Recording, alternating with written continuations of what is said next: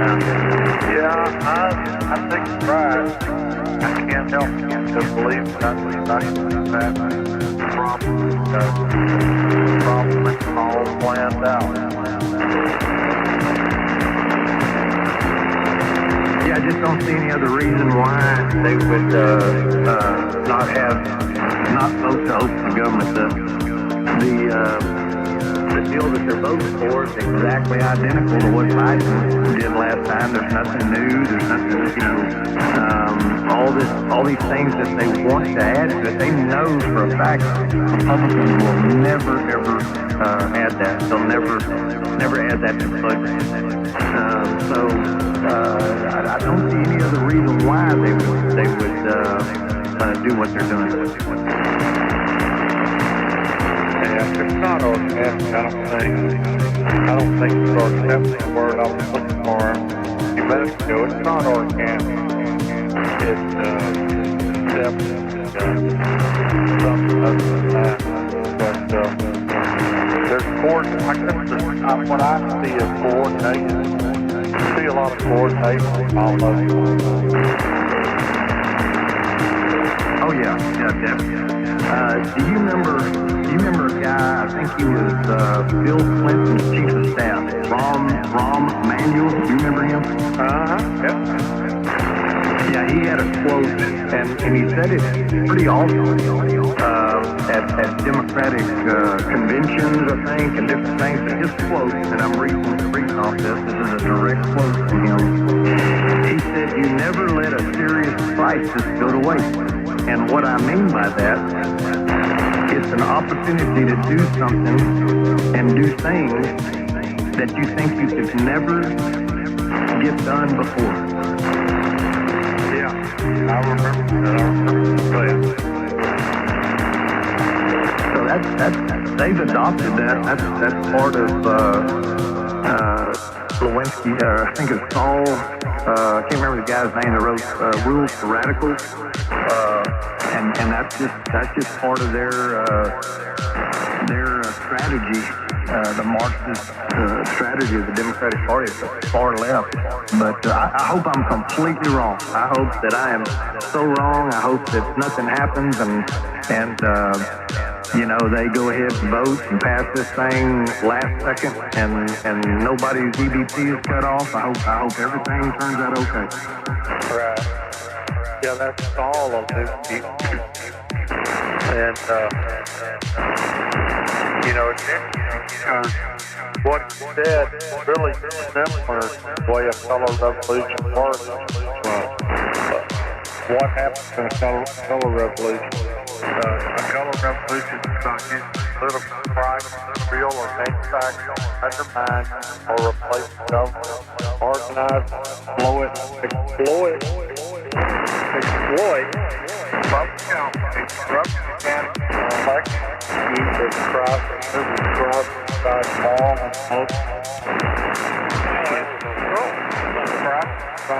and most justification, coordinated action, protest, crime, international pressure, change, and extreme change. I don't know, man. It's almost the same. It's both, like his what he was saying, recognize that Christ weakens this made change, act swiftly while the public promotes an institution are all balanced, use narrative framework, this is our moment, every place to stop doing it to mobilize support. That's exactly what the CIA's been doing for, the last 50 years with foreign governments, and that's exactly what this last thing with the Obama administration against Trump. It's all PSYOP, it's all CIA stuff, and the CIA was in on the Obama coup that tried to get Trump out of office. And it's a PSYOP, it's a false flag, it's exactly what you just read. Yeah, exactly. And even Trump even said that. He even told somebody that too. They were using exact same tactics. I think the for instance, as they used in Ukraine, and these were not only Democrats, they were Republicans too. Victoria Nuland, that was Frank Figure, and yeah, like I said, it was basically a color revolution. They changed the government there. It was basically the same tactics they used all over the world. In fact, they were doing it all over the world.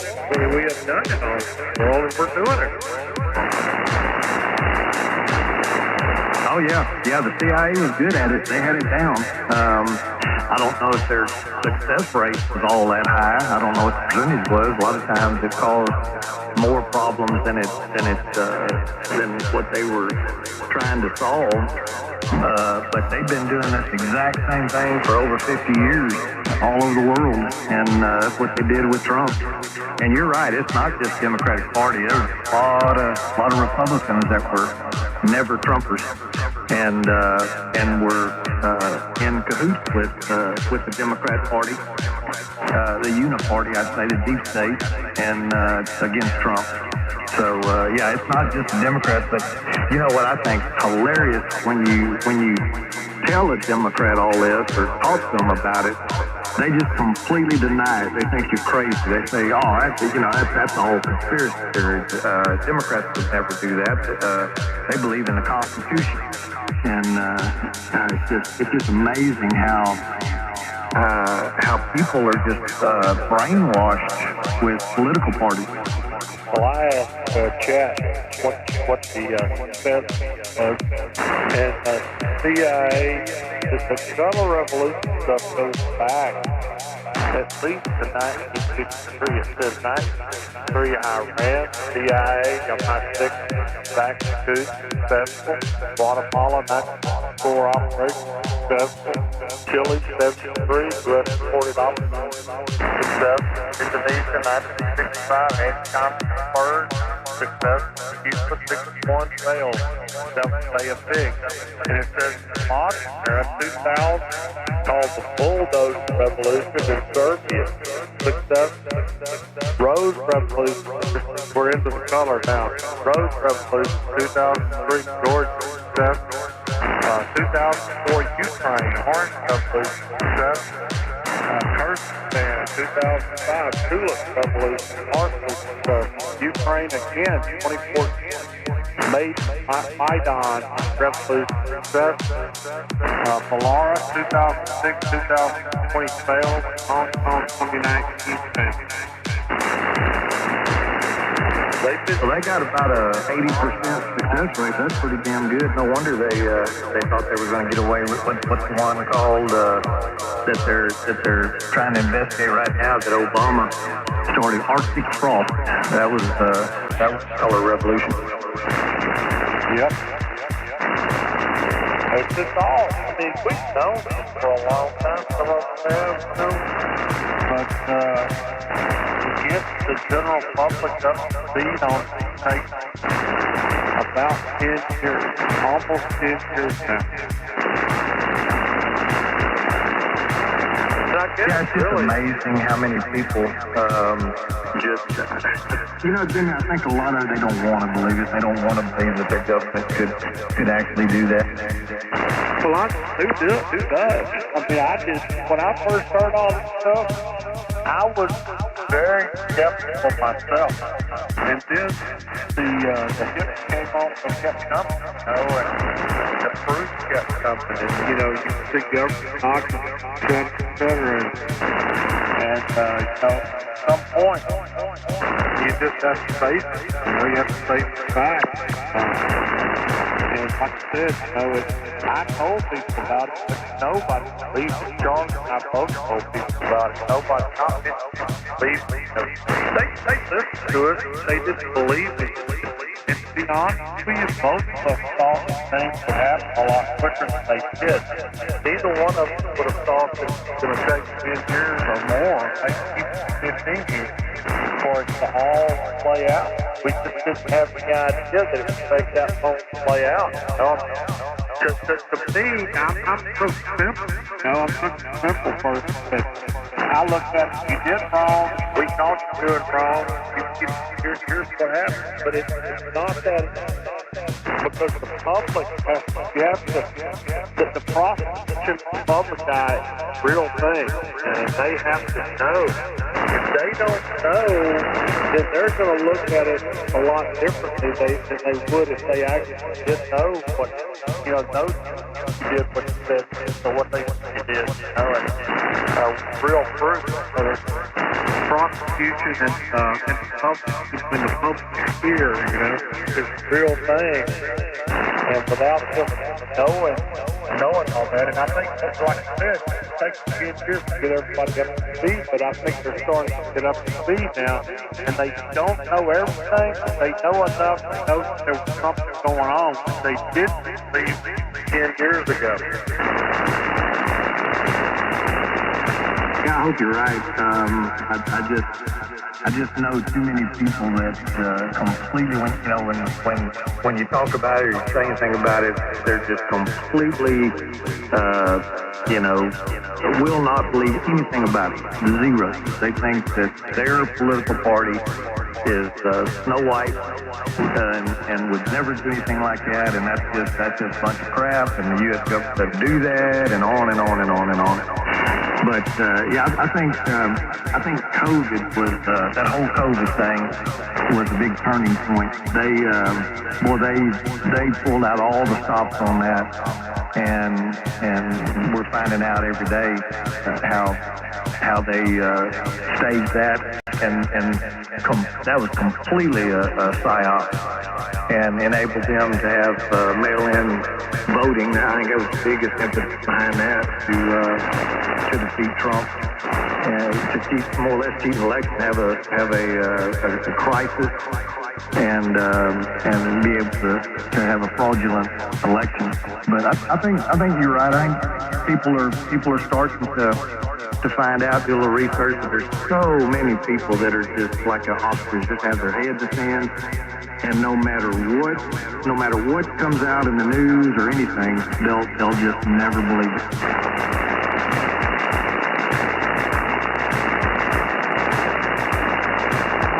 Yeah, that's true. I don't know, man. I think that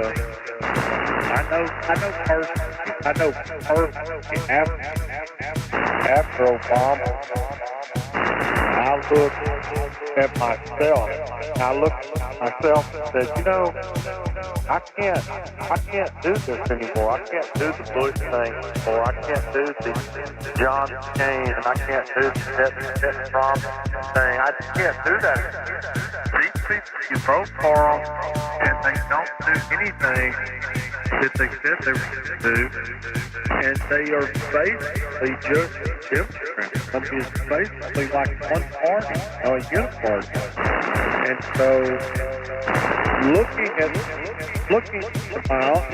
back into the mirror, I guess what changed me as far as that goes was, I looked and said, you can't keep doing the same thing, expecting a different result. And so I knew, back in 2016 that I wasn't going to vote for any of the normal candidates, the ones that they convinced to us. I knew that. And I think a lot of Republicans did that. They looked into it and said, we're going to fuck the problem today. We can't keep doing the same thing, expecting a different result. And that's where Trump came from.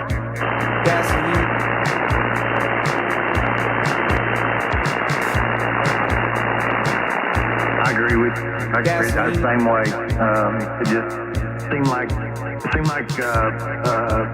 it is at the uniparty.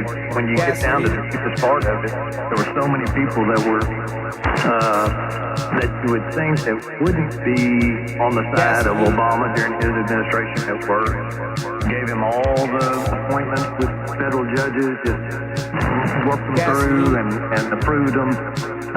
Just terrible and communist, and didn't even bat an eye. And now, with Trump, the Republicans are fighting Trump with his stuff. So it is. It's one big uniparty with very, very few on both sides that are on the fringe. You know, you got the fringe of the left wing and the fringe of the right wing. But most are in the middle, and most are just up there to enrich themselves, and it's one big party.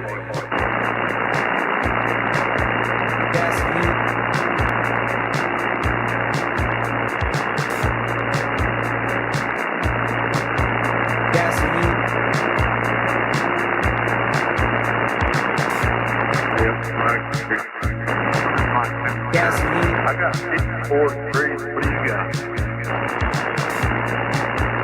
Man, it was nice this morning. It was in the 40s. It's 62 now and sunny. And I just went outside a few minutes ago, and it was nice. And I'm going to have to get out of here and go run errands, and got to go by the attorney and do some stuff with my mom's estate, and run by the store and some stuff for supper tonight. So I need to run out of here. I'll probably be back in this afternoon, a couple hours or something, and hopefully be the bunch back. It was crowded yesterday. That was fun. I listened most of the time, but old Bob Roberts and a bunch of them, and man, it got to where there were doubles and triples and quadruples, and that was a lot of fun. I hadn't heard 7235 that busy in a long time. So I'll be back in here this afternoon. We'll catch you in a little while, Jimmy. Enjoyed it as usual. Talk to you real soon. Man, I just looked at the clock. It's late. I might go get some lunch too. Talk to you in a while. N5JI. All right, folks. See you later. N5JI and 09N. N09N and 5IT. What are you doing, Dave? Man, I can't believe, just like Chad or Keith said last night, it might have been Chad, I didn't get back here just to turn the radio off, because y'all were here earlier, and man, I guess you've been jumping on here all night long, Jimmy, over? Yeah, we stayed on all night, and we're trying to see how long we can go. Anyway, I've been listening to you and Jim chat for a few minutes, and I'm not going to keep you. You might want to go take a break or something, and I like my lunch, but I'm gaining weight. Until I start walking again, I don't know if I should eat lunch, but I need to drink some more coffee. I just came down on 72.90 net about 15 minutes ago, been listening. But I do want to ask you a question. Something came up on my phone, from Newsmax, and I clicked on it, and it took me somewhere else, But it says something about Putin giving the U.S. a warning. I can only imagine it's because of what Trump said yesterday, that he is ordered to the resumption of nuclear weapons testing. So is that of course there's a lot of threats that come out of Russia, but is that what Putin was warning us about? Yeah, what it is, he just warned the U.S. if they supplied long-range Tomahawk troops to Ukraine, it was a prisoner right there state that's the place. So I had said that myself, glad you brought it up so I can see it. Yeah, also said Russia will not allow this new U.S. sanctions, unfriendly act, claiming they do not significantly damage Russia's economic footing. I don't disagree with that. I think Putin's right. Russia has turned the table. And I watched this when we put sanctions on the first time. Yeah, it hurt them a little bit. It didn't hurt them anything like we thought it was going to hurt them. They have their own economy, and they do their own thing. They've got plenty of money. They've got big gas. They don't, there's a lot of things they'll get from us. They don't really need us. And that's what Charlie was talking about the other day about some, starting parallel of their own. They're not based stuff dollars. They've got their own gig, and all. Yeah, that's what it's about. Okay. Well, I know he would like to get all the republics back. You know, we all remember when it used to be the USSR, and all the breakaway republics became autonomous, and he wants them back. He probably doesn't need them. He probably wants Ukraine for rare earth minerals, just like he. I don't know if we're going to get any rare earth minerals out of Zelensky or not. Probably only if we continue to aid him. I know he wants those tomahawks. I don't blame him. But anyway, that nuclear non-proliferation agreement, I think we pulled out of that. At least Russia's pulled out of that with them. So, and of course, Russia sells a lot of oil and gas, and the European countries are bound to them for that. They need that natural gas. And so Putin can just shut it off, and that would hurt him. So, I know Trump wants them to stop buying the oil. I guess was it India or Pakistan? India's buying oil from them. Maybe natural gas. So anyway, well, I just wish that war would end. Anyway, I saw on the news last night that Russia launched a bunch of missiles into various cities in Ukraine, and Ukraine launched a bunch of drones and whatnot at Russia. And I guess Russia claimed they shot about 100 plus down. So anyway, I don't know. Doesn't sound like it's going to end anytime soon, Jimmy. Right. Yeah. To be honest with you, I haven't studied that much, but you have to be careful. I mean, people about my age, we grew up in USSR, and so we have a little bit of built-in bias, that we have to be careful of at today's time. And so I got to look at it and analyze what I see a lot of times. First off, we don't know exactly what's going on. I don't know. I have guys inside Russia and inside the Ukraine that doing videos and stuff. They're gone now. Most of the people I was watching are gone now. So I can't get any kind of inside. I haven't found anybody else. So I don't know. But I'm not terribly worried about certain reasons that I'm not going to go into here because it would just cause all the problems. But I guess we'll just have to watch and see. I don't think Trump World War. I really don't think Putin was World War either. I don't think it's supposed to be anything like that. Right. Well, I certainly would hope that it wouldn't escalate into, someone launching ICBMs, because if it does, it's all over. I mean, can you imagine what would happen there? So, anyway, I don't know the status. Certainly still have a lot of nuclear weapons in Russia. I know sometimes they don't have very good control over things. Maybe it's got better, but remember Chernobyl. I think that people went in there and took the uranium, try to manufacture, use them for weapons. But anyway, that's kind of scary. I know that was a long time ago, but anyway, who knows? Russia probably sold some of those nuclear weapons to other countries too. Probably China. Probably gave them some of their stock. Anyway, I see that Trump had a meeting with China and backed off. I was surprised how much it was. Of course, he levied some pretty heavy tariffs on some of those countries. Apparently, it was pretty high, because I think it only brought it down to like 40% now, or 45%.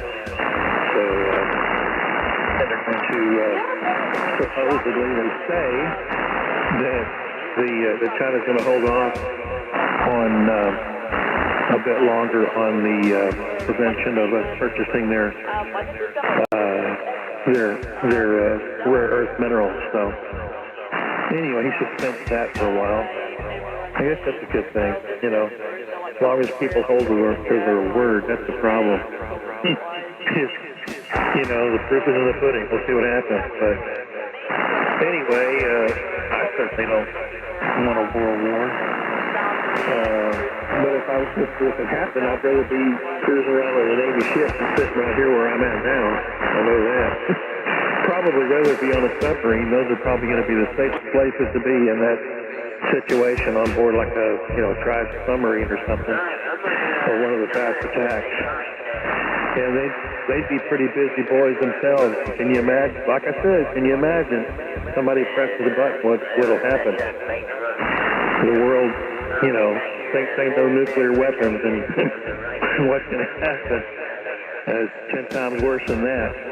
Anyway, I better let you go. I'm going to go get some coffee or something to drink.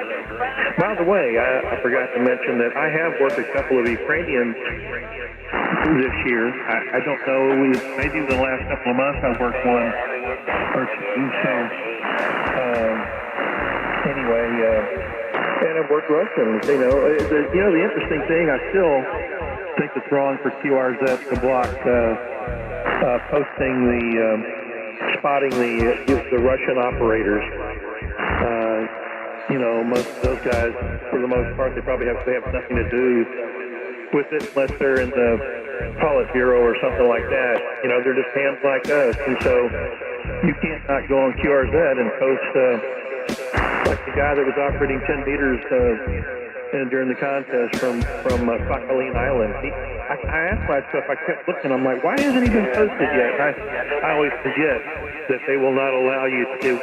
You can post about all you want, but it'll never show in the listings of the spot for Russians. And again, I think that's wrong, but hey, that's QRZ. Anyway, see you later, Jimmy. Have a great break. Maybe we'll catch you later. N09N and 5IT. All right, Dave. Good place, man. Good to hear you. Again, 5IT. Get on 9N. See you later.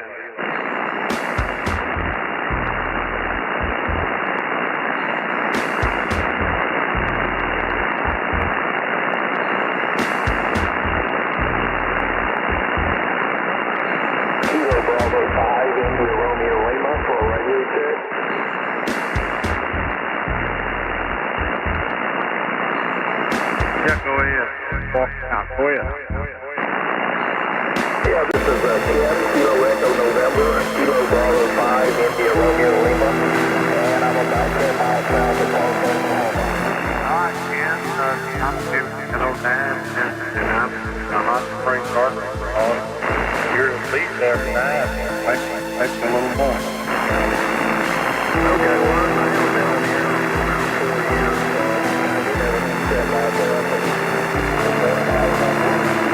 Yeah, working good. I hear where did you say you work?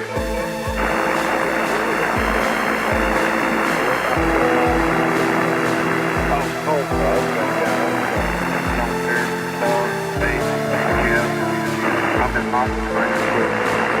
Yeah, okay. Well, anyway, you're doing pretty good. You got it up and down this time. I don't know if it's running the dam or not. The band's real up and down.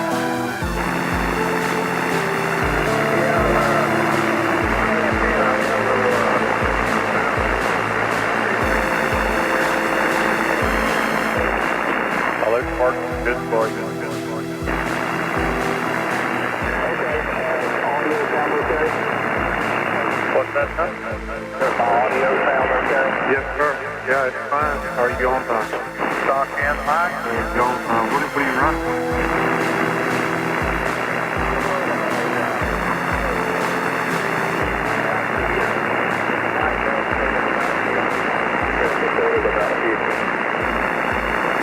Yeah, the mic on?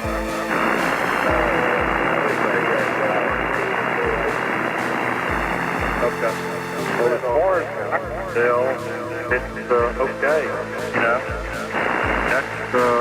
that's working pretty good. Really, I can't really tell if it's too hot or not. It does appear to be at your power level. when I was running 1,500 watts high speed. I don't know. Okay, well, I'm running a little FT8, but I'm only running about 400 watts on it. Right. Well, like I said, the band is real up and down. I don't know if you can hear it in my transmission, but you come in real loud and drop way off and then come back up and go real loud and then get up and down. You're solid here. You're solid 5.9 here. No QSC or anything. No, I'm running, I'm running Lee Clinton, on out 76A, Lee Clinton.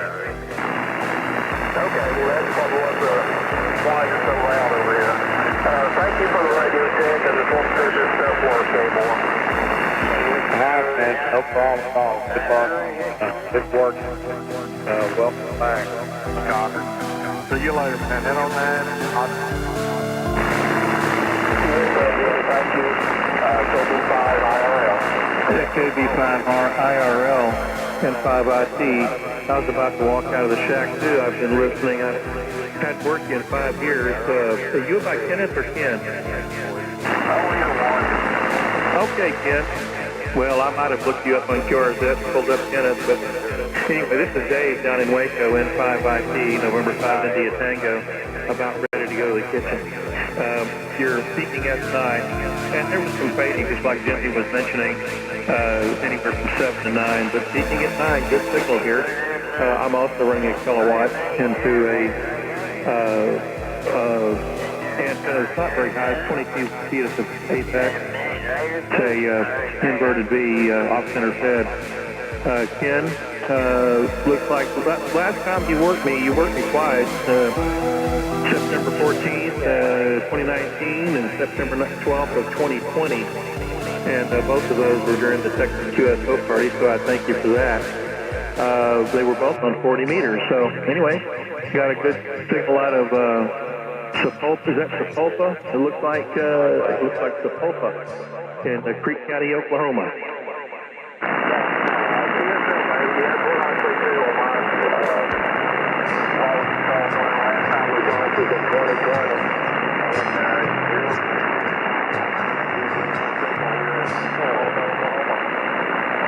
Yeah, very good. How far are you from Muskogee? Muskogee is probably about an hour drive. Okay. Do you ever hear anything from Sam Whitley? K5SW. I used to work him a lot on 6 meters and 2 meters. Weak signal DXing of Sam. He was always online. Don't think I've ever worked with him on HF.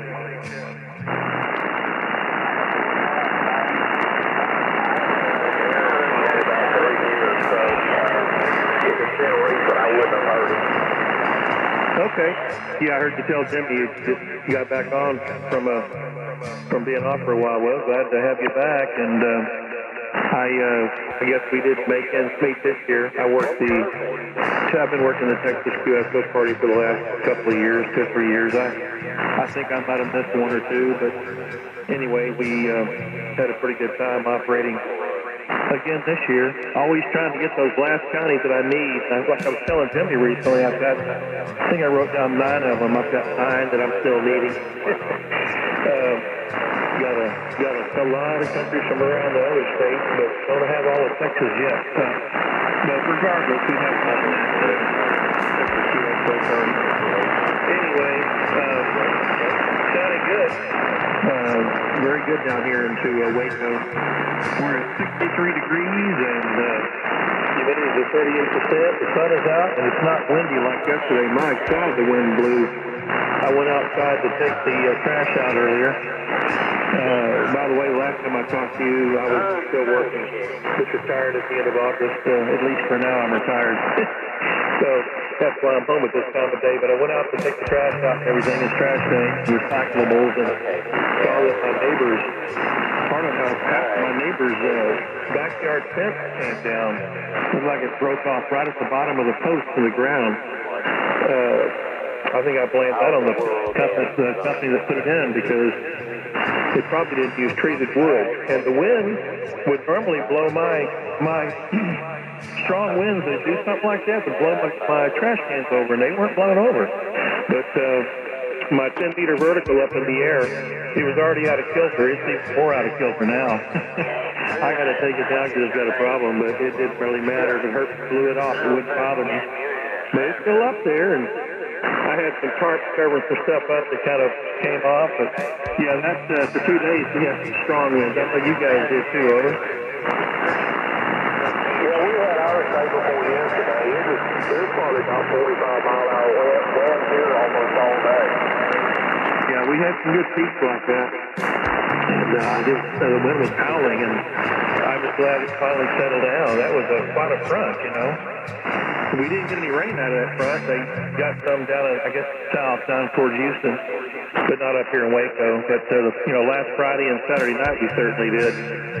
Got some good rain, needed rain. All righty, and boy, I tell you what, the wind helped out Mother Nature a little bit more on the trees, the leaves. Just a whole bunch of leaves down now. So, and it's starting to get cool. So, hey, it's coming into winter finally. We had a low of 40. I'm just checking. We had a low of 42 this morning down here, Ken. Like I said, it's really nice now, 63. And maybe I'll get back out there later on and do something. Anyway, good running into you again. And like I said, your equipment's doing great. See you later. Ken, have a great day. And we'll see you down the log. KB5IRL and 5IT. QSL, David. I appreciate the text. 10-5IT, KB5IRL.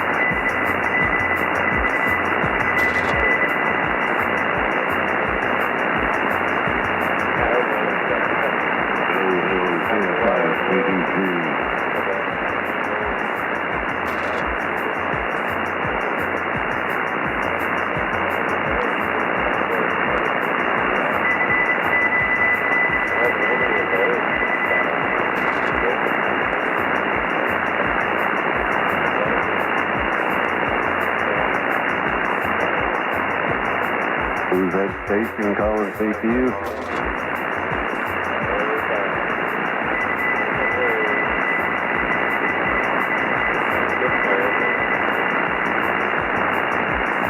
I just can't quite pull you through. You fade in and out there, so. But I hear you over here on the west side of Galveston today, KF5 CDG.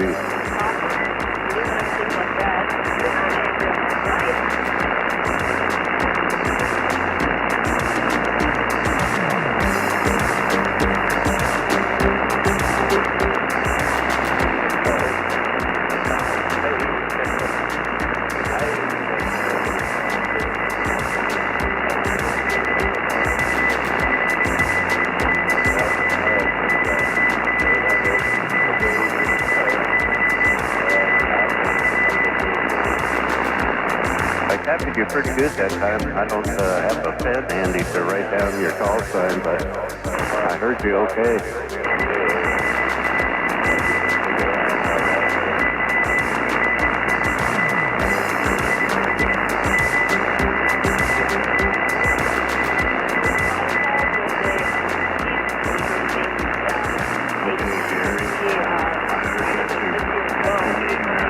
Where are you located?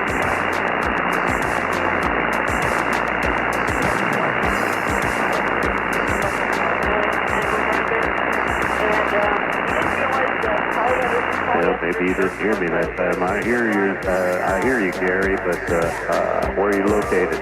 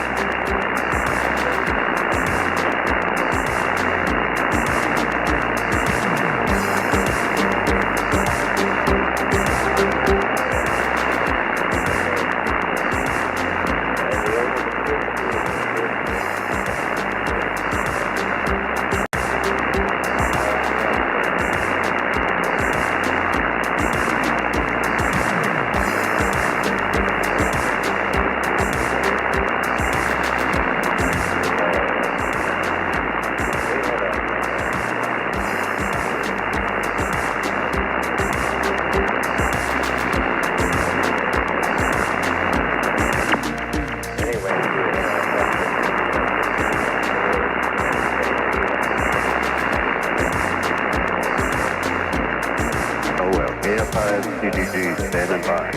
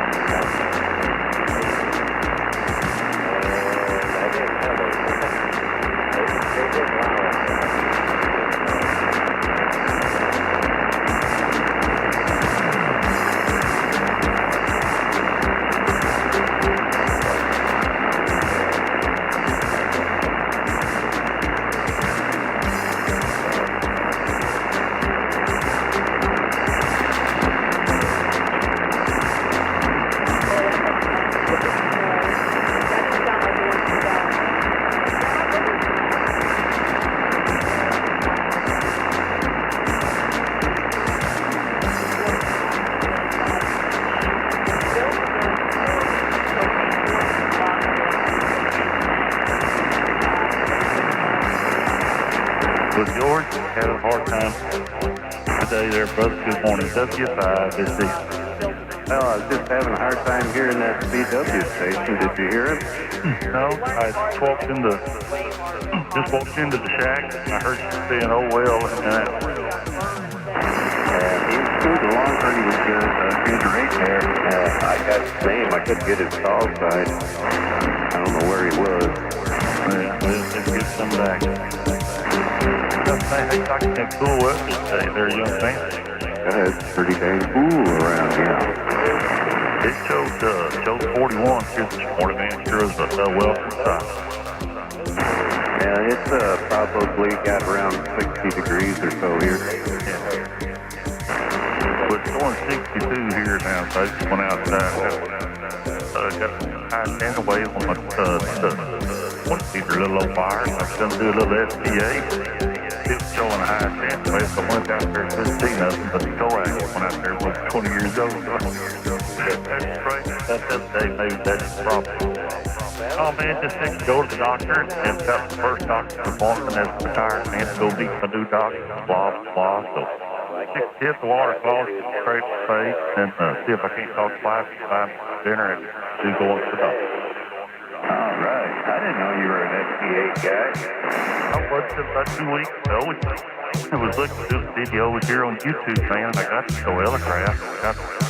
Just got the sound card that Ford put in it, actually FT3S, and anyway, after a few videos and the learning curve, get the output right, and the mic game right, and it's, I enjoyed it. I've heard more country chase chick, and it's just really a lot of fun.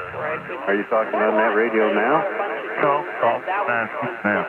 Oh, okay. That's kind of what I thought. It's all K3. I'm going to sell it, and I thought, man, it's perfect. The digital stuff is a great CW rig, so I think I'll keep it.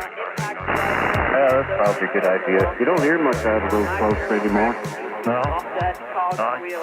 they quit making the K3, they started making the K4, and you hear some of those guys at CW a lot. Like a couple of years ago, you used to hear people on 10 Tech and the K3s, the K4s, and it's not a whole lot of activity down there except when they have friends to go and have a contest. But I worked you guys in Florida somewhere down there by Orlando this morning. Anyway, we had a big few show and had a lot of fun. There's still people out there, but it's sure ain't guys like it used to be. Yeah, well, I don't know. Maybe conditions on this band have been pretty good, man. Late in the afternoon, man, it really picks up good. Yeah. I heard TV talk a couple of people a while ago. I sent out a little issue to Intech for the amplifier, so I took it out and put this old album back to mine.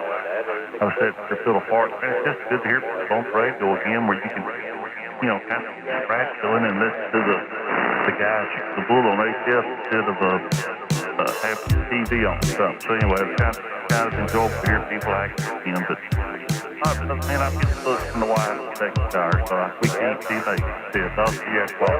Have a great night, brother. Enjoy that cool weather. We'll see you. That's just I have to see. Yeah, I got to do the same thing. I got to get human so I can go to the bank. I'll catch you later, KF5 CDG.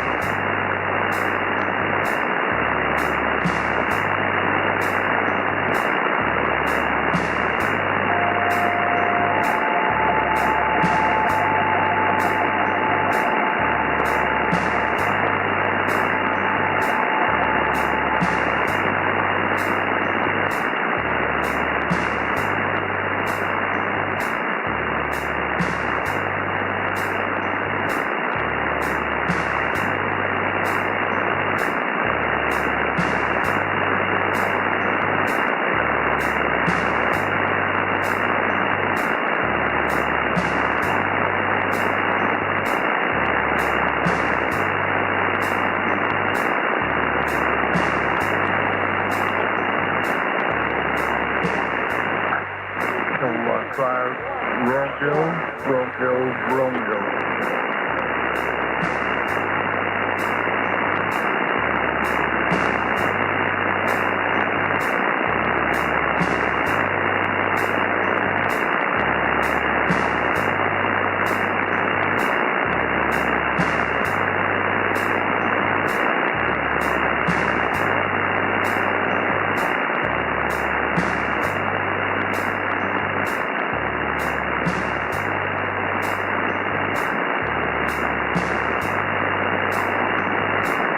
Hey, Ronnie, what's going on? K0IEI, Jim and Woodwright. Good morning, good morning. Well, it's not morning, 1 o'clock. I was going to say it's afternoon here. What country are you in? Well, you know, we are big enough to have different time zones. Oh, yeah. Oh, yeah. Did you get a little cool last night? Well, I haven't looked at the temperature this morning. It was, I think it's 50s. Not bad. Could be worse. So, Yeah, we had 44 here, so it's warming up, so I think it's about 59 right now. So supposed to get up to 70. That'll be a nice day. yeah, that is correct. Of course, when you're 93, why, every day is a nice day that you're up and around. That is correct. I just hope that those politicians can't figure out a way to cut the sunshine off. They seem to want to take control of everything else, but I think there's a power much greater than them that's keeping that sun a-burning every day, don't you? Yes, sir, there is. I really don't know what I'm being saved for because I've got a lot of reasons not to be here, but I'm still here. Well, it's somebody's desire or you wouldn't be here. That is correct, and he hasn't told me what I'm here for yet. Oh, boy.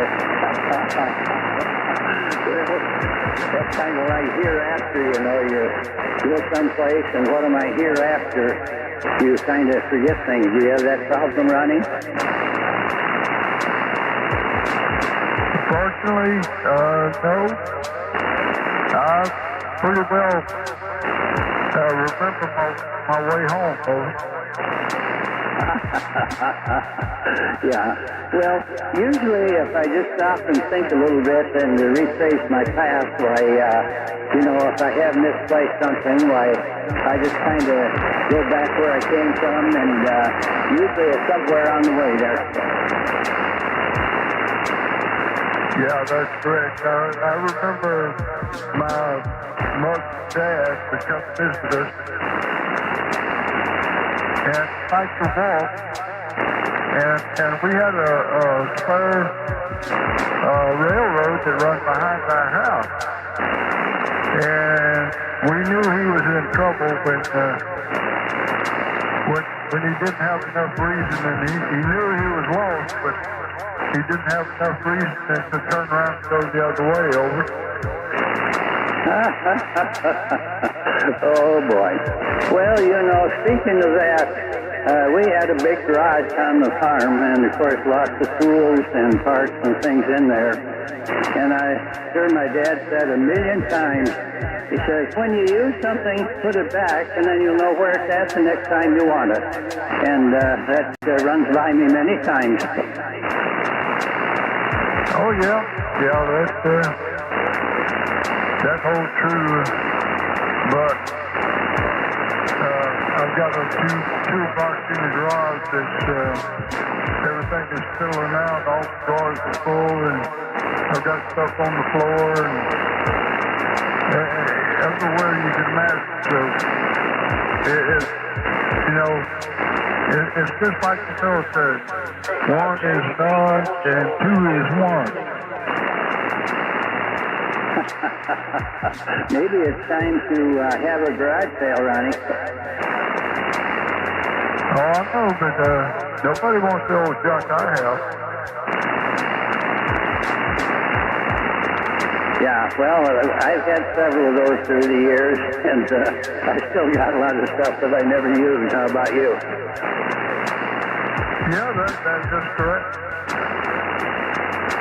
You know, I've been retired since 03, and I've built a lot of antennas, and so far I haven't had to buy any wire. Oh, my goodness. Well, you know, I'm kind of the same way, I guess.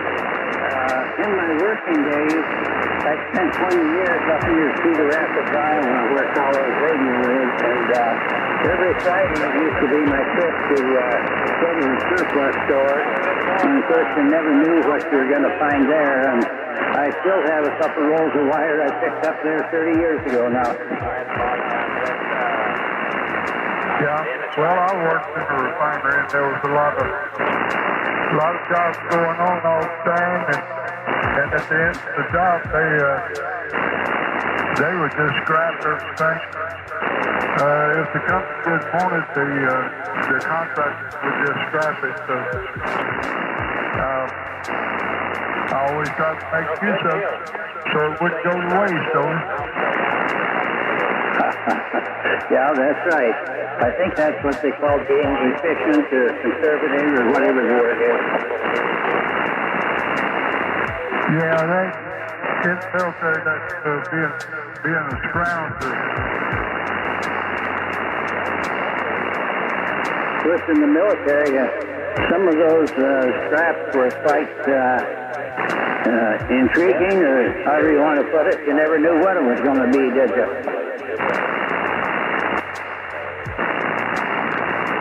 Yeah, well, I spent 2 years on the Shortwave and 2 years on the ship, and everything that wasn't used on the ship went over the side, over.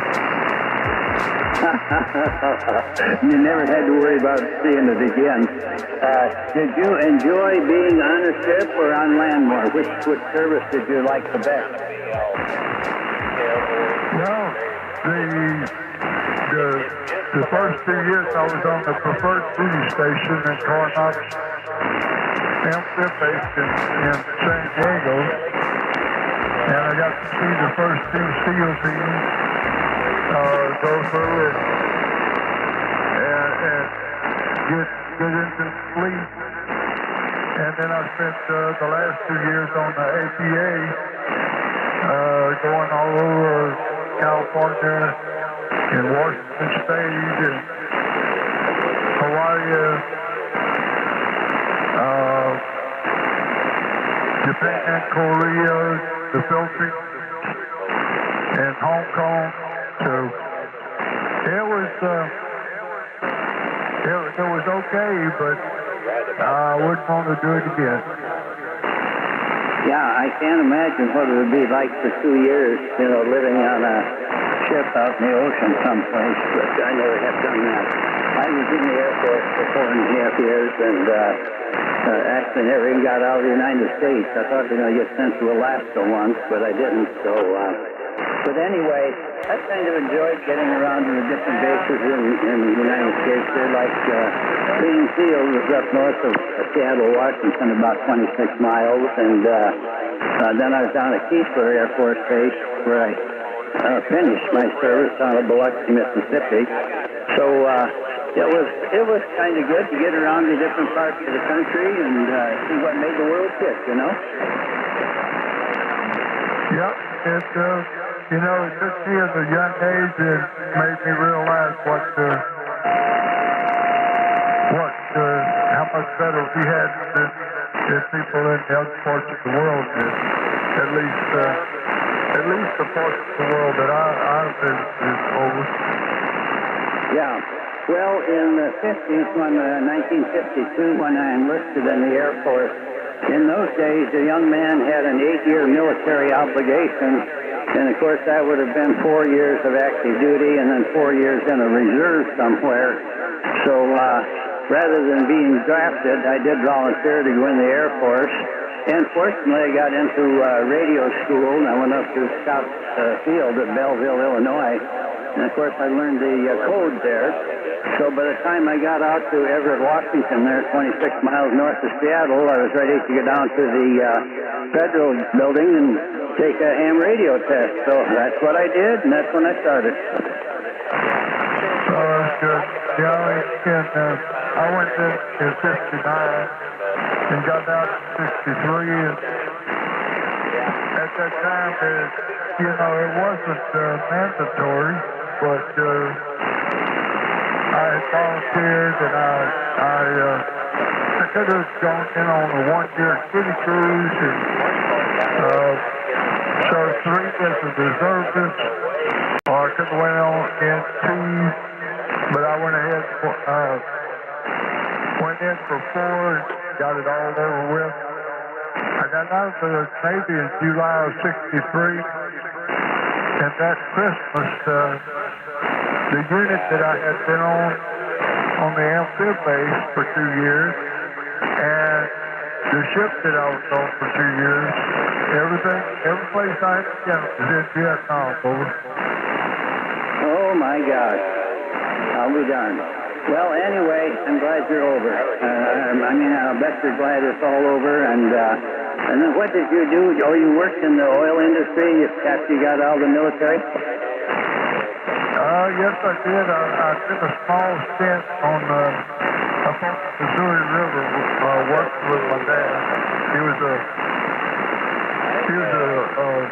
boat captain up on the Missouri River, and then I hired on at a shipyard there in Port Arthur and worked there 5 years before the refinery started hiring, and I hired on at Texaco Paint Plant in Port Arthur, and went through 3 to 4 different name changes and owners, and I retired December of 03, over.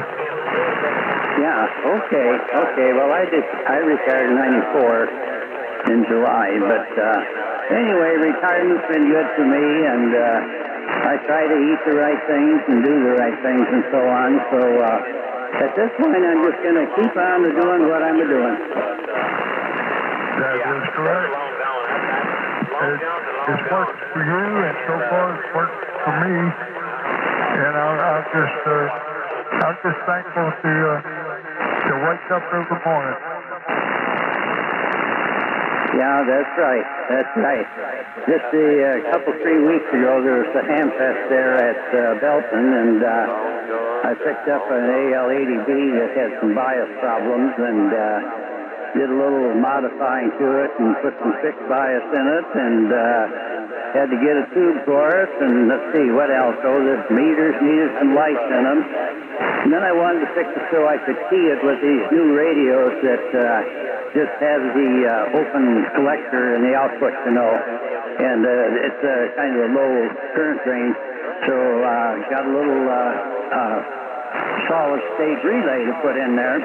And that little solid-state relay, it's got 5 volts on the primary of the input, and it takes 2 milliamps to trigger it. And it really works great. So it's been a lot of fun working on that AL-80.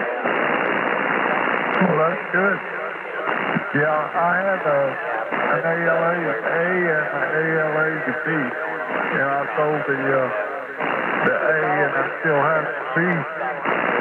And I also have the ALS 1500 that sits on the corner of my desk. And right now I'm on the transistor of the ALS 1300. Yeah, is that what they're running now? Yes, sir, that is correct. Running about between 650 and 750. Yeah. Well, I'm running a little Flex 1500, which is that little 5-watt rig that came out with probably 15 or 20 years ago. And then I've got an RM Italy amplifier. It drives it up to about 200 watts that I'm running here right now. I don't have the 80 on, but this is what I use most of the time. It's always hot and ready to go. Yes, sir. It sounds real good. Every time I've heard you've always sounded pretty good. And I'm running a loop antenna, and I'm monkey around with it quite a bit, modifying it. And I've been running the same settings on the drive on my radio, keeping the radio at about 40 watts. And I just threw on whatever the voltage will let me do. Yeah, okay. Well, after I retired, I went to Arkansas for 20 years, and we had built a house there prior to that, about 10 years before I retired. But anyway, it was out in the country, you might say, and had lots of trees around it. Of course, they kind of trimmed the lot down when they built the house on it. But anyway, I had a lone 25, 70-foot job with a backbone in the middle of it that would bend over, and I could just let it down, to work on it and so on. And off of that tower, I had a double loop for 160 meters, and there was two of them strung around about 16 inches apart, and I don't know what the difference in length in the two of them was, but anyway, that's what I used for an antenna for many years, and it probably would average 50 feet, above the average terrain there. Of course, there was kind of a hillside that I lived on and stuff, but anyway, that loop was the best antenna I ever had. Yeah, that's correct. I started working with loops in about the end of the 80s and put up quite a few of them for myself and for a friend. I was given this loop when I moved up to Silsey, and I'm on 125 by 125 watts, and it started out as an 80-meter loop. The house that's inside the loop, and it's only 25 foot off the ground, the top wire of the loop. And I wound up hanging a pair of scissors underneath and got the game. And then just fiddling around, I cut 180 from the feed point and crisscrossed the wires and made a 160 loop out of it in the footprint of an 80, and that's basically what you're hearing now. It's still working good. Yes, sir. Thank you. Everybody says it works real good. The only place 160 with my automatic tuner bypass, I have about a 5-to-1 SWR, 80 and above. It's less than 3-to-1 SWR, which is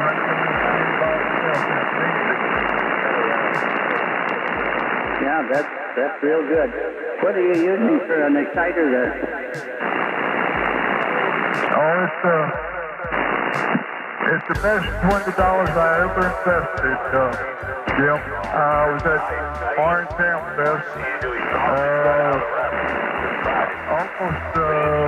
I guess it's almost 4.5 years ago, and I bought $20 worth of tickets, and I wanted it it was a grand prize drawing those. What is it? Oh, I'm sorry, it's a FT8 Oh, okay. I had one of them. I've got a 710 now, but yeah, that's a great little rig, no doubt about it.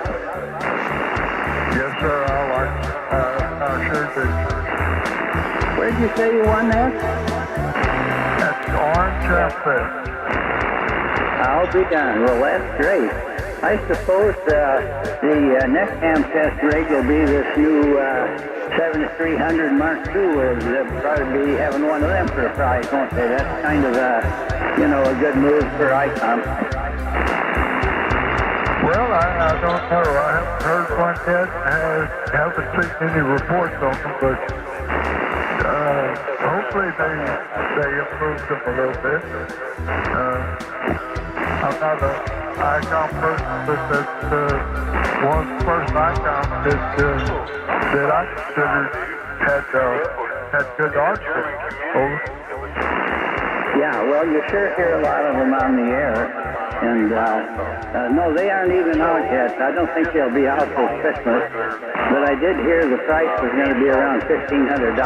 So, it's not too high and it's not too low. And I think the main features were that it had a video monitor output on it. Like the TVs use that HDMI. So you could put a big screen on it. And then also, I think they got a mouse deal where you can use the mouse to, control the screens there however you want to go. I really don't know. I'm not much of an ICOM person either. I remember the first one I ever saw was the 701 ICOM, and that was probably 40 years ago or something like that. But it had little bitty knobs on it, or push buttons and stuff. If you had any big-sized fingers at all, it would almost been difficult to operate them. But anyway, in fact, I did have one of those for about 2 weeks, and then I sold it. But I've never owned an ICOM. Well, that's what happened to a lot of people with the FT8. You had one yourself, and when you punch the band switch and then try to get your fingers over the knob right next to it, well, the screen had already changed back. You have to do it 3 or 4 times to get the speed to do what you want to do. Hello, Jim, Connie, and Wait, I just moved it out into the market. Probably using it more. And who was that broke in? Yeah, Jim, this is Mike. You can eat. Hello, Connie. Good morning, Mike. Hi, Mike. What are you up to? Not a whole lot. I was just here finishing my cup of coffee, but you and Ronnie talking about your loops and your equipment and Ronnie's Navy service, your service. It was interesting, over. Yeah, well, I've often wondered if I wouldn't have gone in the service, would I ever become a ham operator? I really don't know, but as it so happened, I'd just gotten out of radio school in the Air Force. I was in the base out in Everett, Washington, Payne Field, and this fellow come back from Okinawa that lived with me, and he rode out to the base with me when we went to work every day.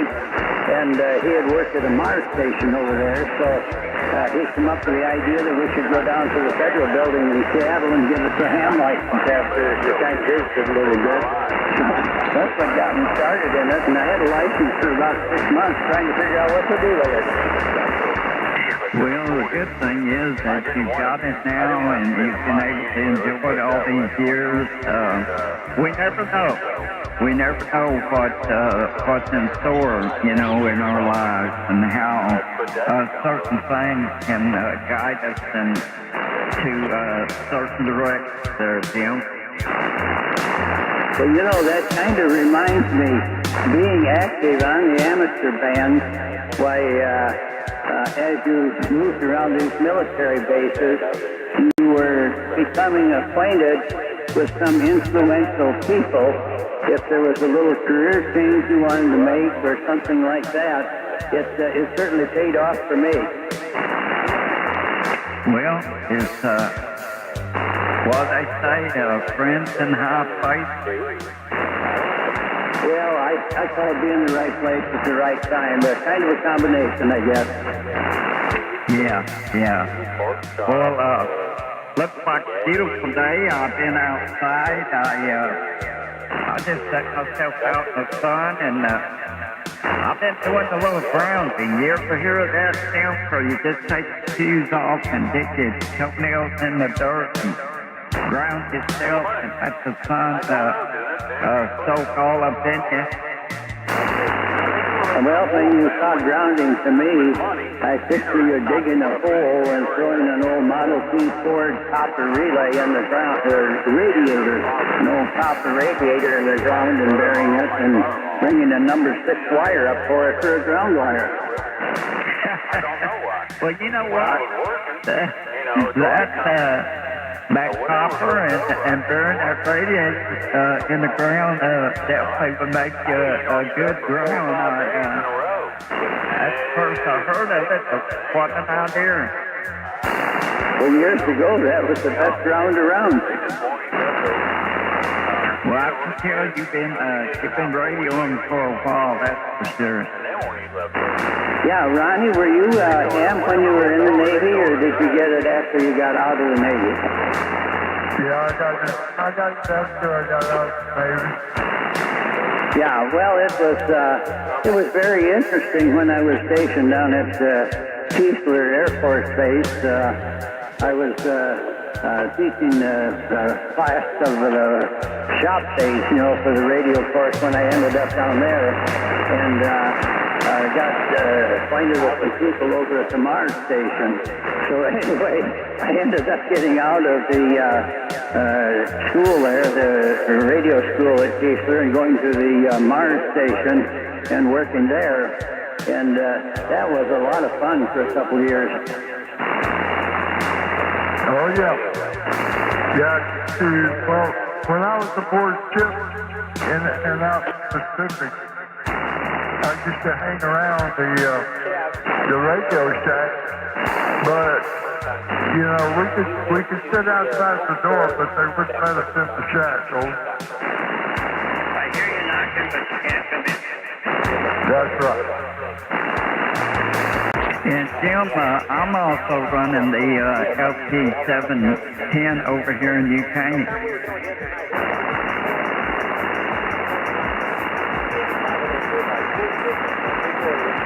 I fell out. He just kind of got weak there for a minute. Well, that didn't sound like him that made the "you can't come in" comment, but whoever it was, they weren't making the trip anyway. Oh, where'd you go, Jim? I think that was him. Oh, Larry. Oh, my God, forgive me. I think that was him. He was just something they failed over there. Well, he said he's been working on a ALA-D. He put a solid-state relay in it, and he put a new tube in it, and just some other work to it. So maybe you might have lost the amplifier. Who knows? Well, I tell you what, just for the hell, I'll turn it on and I'll talk to you and the 710 over here in a minute. I'll be silent for a while. Oh, okay, Jim. That's right. You were on your flex or something, so you're going to put your 710 Yaesu in line? I think that's what it says, Ronnie. Yeah, that's what it says, Mark.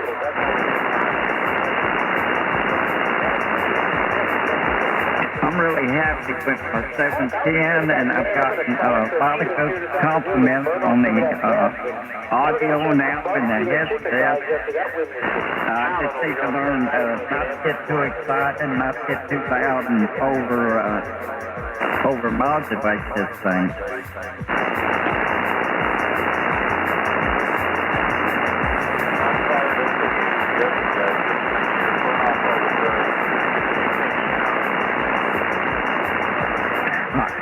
I dropped in this morning about 5, drunk with coffee, and Larry and Joel, they were hot and heavy at it there, and I listened for a while and finished the coffee, and I said, I'm going to turn it on and go back to bed.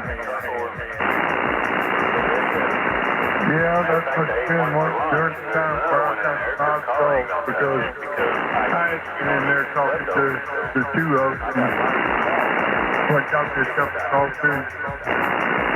Only drank about half of it, and I woke up and Larry was still talking, but I didn't hear Joel anymore. John was in there and some other folks. Yeah, while I was there, Larry tried to turn it back over to you, and you never come back. So that must have been when you fell out when you sleep. Well, I only do that if I get bored. Yeah, I understand.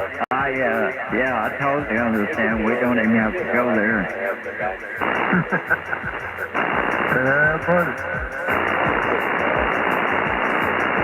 Can you hear this radio?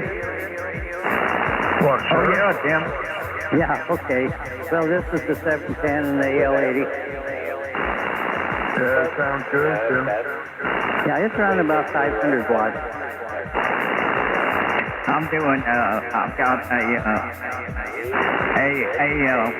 thing, ALS 600, it's doing about 500 watts.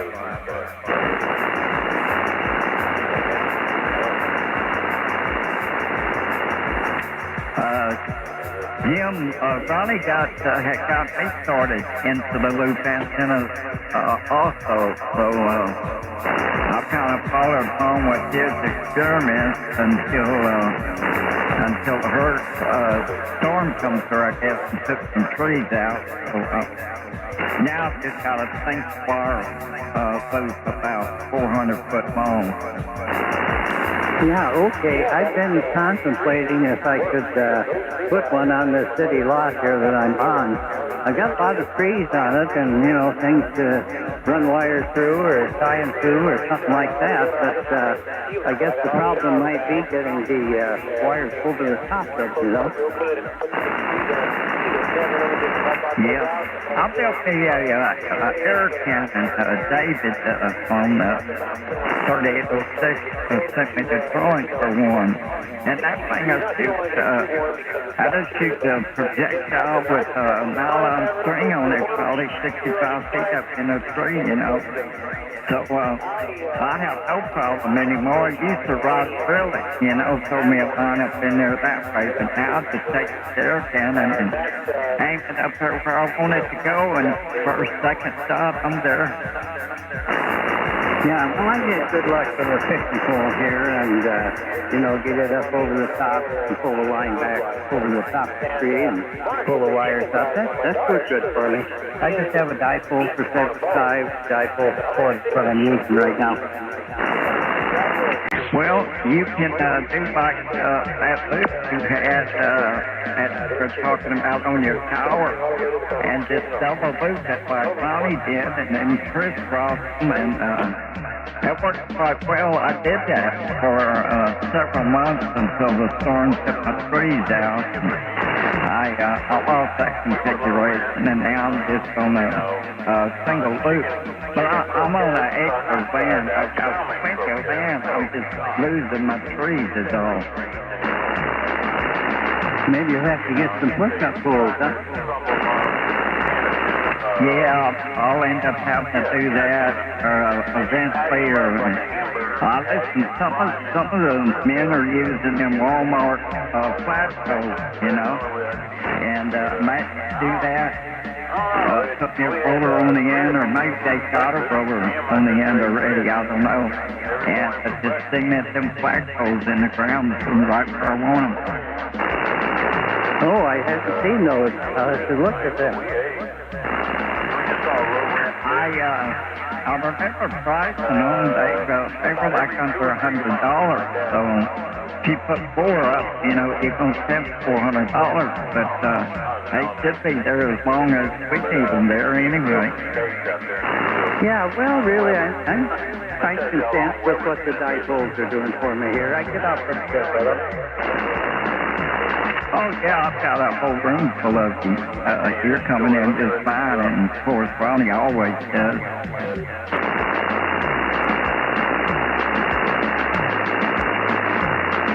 Your 710, it sounds a little more bassy to your voice than your the previous radio you were on. Both of them sound real good. Yeah, the other one is a little Flex 1500. It's a little 5-watt rig that they first come out with when they started. And then I've got a soundscape amp following that. It will drive up to about 200 watts for 5 watts. So that's what I use the majority of the time. In fact, I never shut it off. It's on 724 here. But the 710 and the AL80, I do shut the AL80 off when I'm not out here. That would be quite thankfully get off all the time. When I first started working with Technician, Soul Technician, he broke out in the tape company. He worked for different amplification, you know. But he always said his power supplies, all that kind of stuff. He said, I just leave them on. I don't fool with them. And some of the other techs say, man, look at that thing. All that does is gather those stuff. His name's Charles. He said, I found that this is turn it on, leave it on, let it go. Well, you know, I worked in the broadcasting industry. I was an engineer on the transmitters, a 30 kW job. And those, we finally decided, most of the problems you had were when you were starting them, when you turned them on in the morning. And eventually got where they just left them on 24/7. Of course, they ended up broadcasting all night too, I guess. But, they had less problems if they just left them on instead of all the tubes heating up, cooling off, and all the monkey business they had to go through, to get them fired up. Yeah, I know several people that they never turn their computers off. They just leave them on 24/7. When they need them, they go and do what they need to do and just let it sit there and cook, idle. Well, I've asked several people, do they shut their power supplies and their radios off at night? And most of them seems to be that's the path they take. They just shut everything off when they leave the shack. But I usually leave the 12-volt supplies on and maybe just shut the radios off. But I don't know if it makes any difference or not. Yeah, it's hard to say. You know what, Tim? Just whatever makes you sleep at night, that's what you can do. Well, something I have started here in the last month, I've been taking a nap about 2 o'clock to 4 o'clock in the afternoon. So I don't know how close it is to 2, but it gets closer as time goes on. But anyway, I've been getting along pretty good that way. And like you say, you just do whatever works for you best, Yes, we look at the clock, we think, it's about gun smoke now time.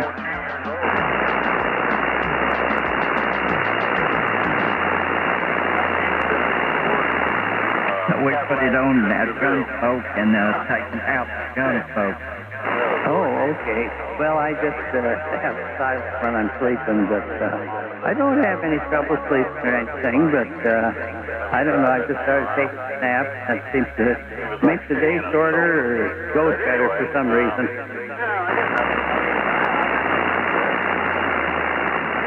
Well, I enjoy my nap. I get aggravated with me, because sometimes it'd be 4:30 in the evening. If I'm catching a little nap, she says it's too late to take a nap. It's never too late to take a nap.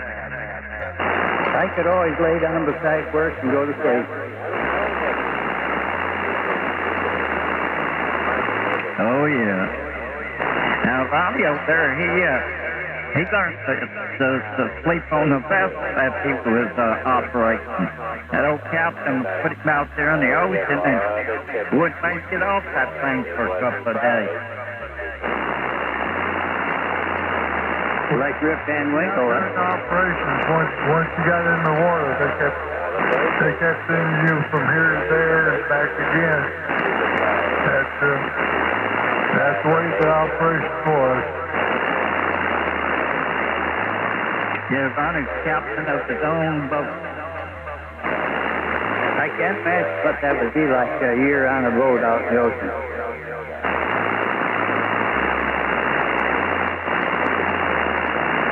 What they call him boat, Ronnie, is you operated? LCVP. Yeah, that's on the front base down and carry equipment to the shore and stuff like that. Yeah.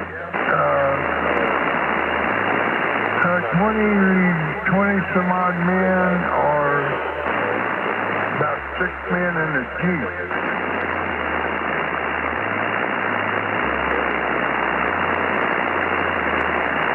Is that some kind of a landing craft? Yes, it is.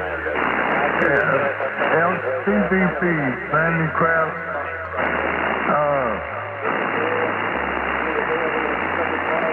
Personnel and vehicles. Yeah, I'm not really much familiar with any of the naval terms. Well, if you ever watch any of the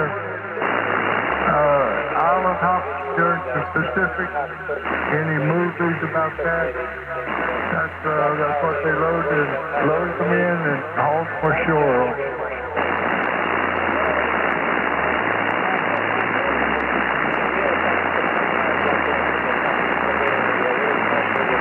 Well, I had two brothers in World War II, but unfortunately they both came back. But I guess I don't watch much of that stuff.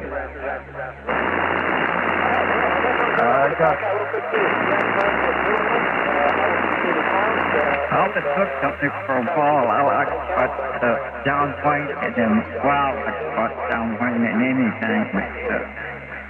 You know, he's in them war movies and captains and whatever else he is.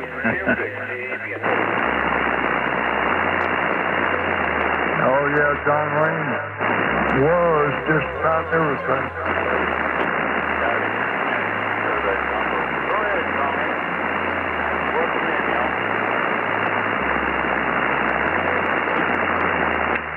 With son is coming up. He's turning out to be a pretty good actor. I've watched him in several things now, and he reminds me a lot of his dad. Yep. Who is that? Clint Eastwood, his son. What is his name, Ronnie?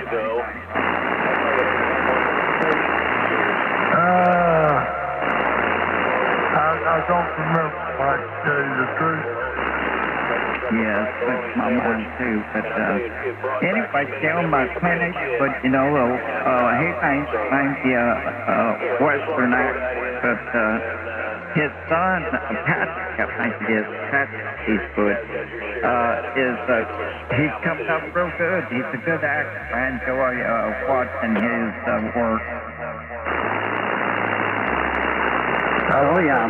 One of the up-and-coming ones that I see on VOX or wherever it is, this Peter Ducey. I think his dad's retired. I think he was Steve Ducey, but this Peter Ducey has become quite a reporter.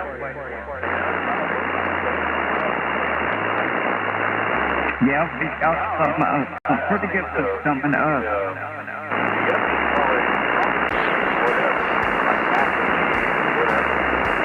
So I hope we get more that know how to tell us the truth. Well, that's going to be a long time coming, I'm afraid, Tim. I think it's going to happen, though. Well, all the local news channels are sold out. You can't trust what they're saying because they're all political. What do? You turn it off and listen to some good music if you can find any. Yeah. The watch turn it on for the weather. So you get to check that weather out, and that's about it. Yeah, it's amazing how sometimes they can be so close on the weather, and of course other times they're a million miles away.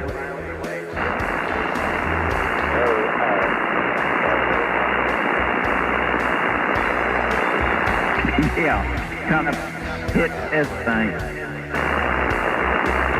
Well, you know, through the years, I think there's kind of cycles that they go through where it's dry, and then of course the rain comes, and you just kind of got to take what Mother Nature deals you.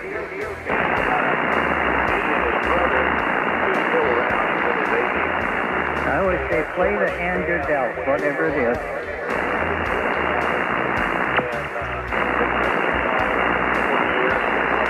Yeah, that's the best way to do it. My uncle gave my dad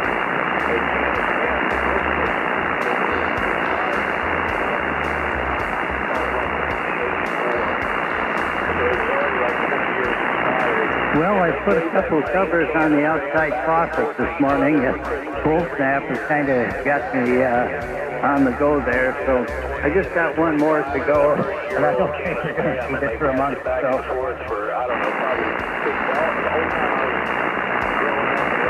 Well, you be ready when the time comes. Semper alertus, they call it, huh? Yeah. Is that the Navy thing or a Marine thing, Donnie? What's that, Jim? Semper alertus. I'm not sure. Well, it's either the Navy or the Marine Corps. I don't know which one, but I guess he ready for anything, you know?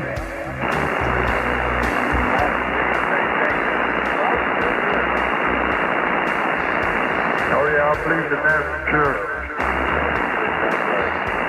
Did you get that AED new there, Ronnie, or was it used when you got it? I got it from a friend, a state, and he had bought it new, and it may have been a year old, maybe 2 years old when I got it. Well, that's about as close as you can get without getting new, isn't it? Yes, sir. Especially knowing the person that ran it and how they ran it. Yeah, if you had to put a new tube in it yet, or you're still running the original one? I'm not running the period. It's just there. Oh, you're using the 1300. Yes, sir, that is correct. Well, it'll last a long time then that way. I hope so. Always a backup if you need it. That is correct.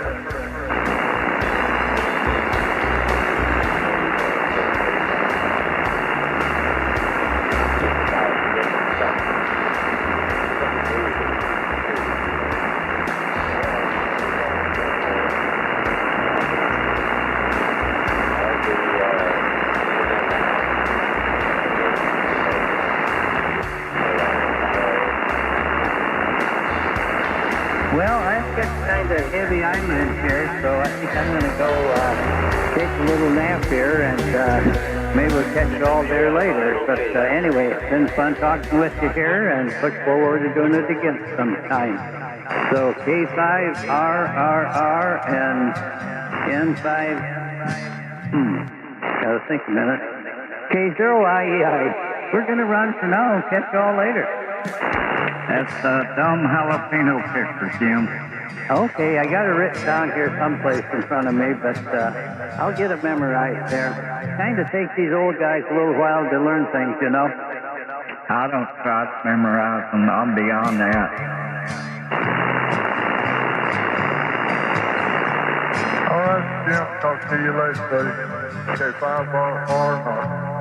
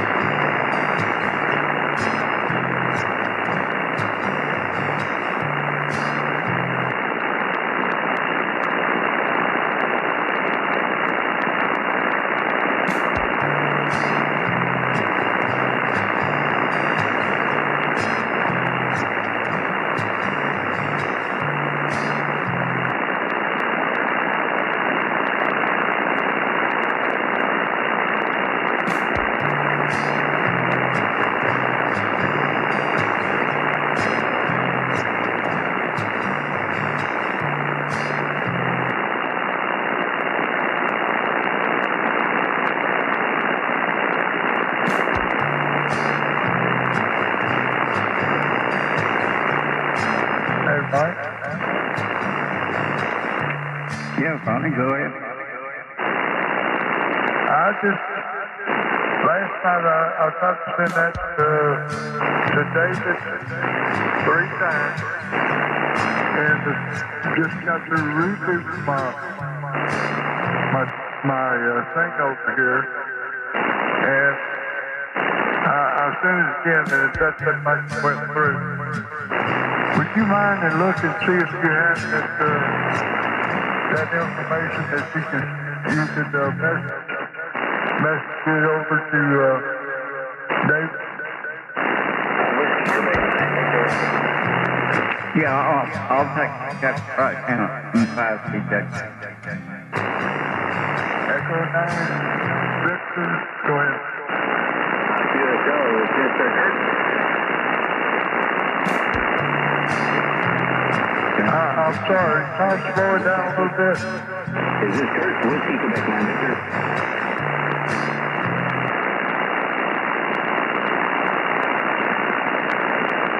Who are you calling?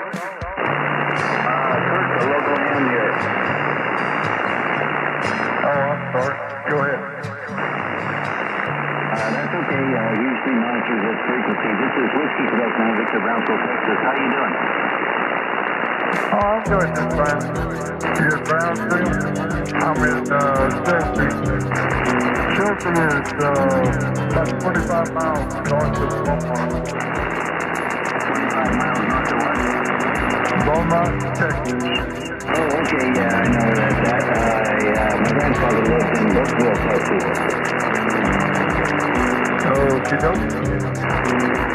So how you doing?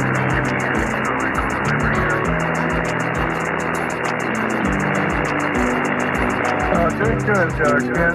The name here is Ronnie, and the call is Kilowatt 5, Romeo, and I'm in Chelsea, Texas.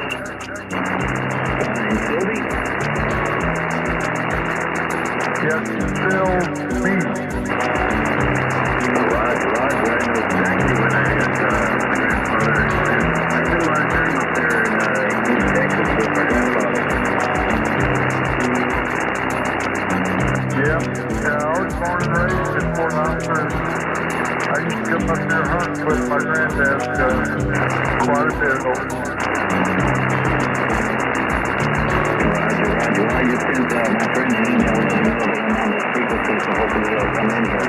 I'm in Brownsville, Texas. Not on the south side. Okay. Would you guys mind giving me a call again a little forward, please?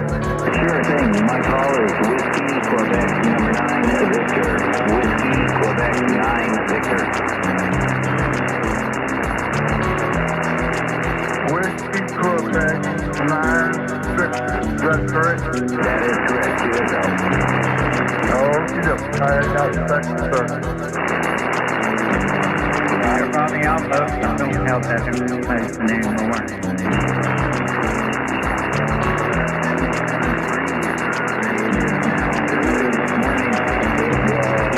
Okay. 55 degrees this morning. Yeah, it was about that down here too, also, or should say yesterday. You said you're in Brownsville or Brownswood? Brownsville.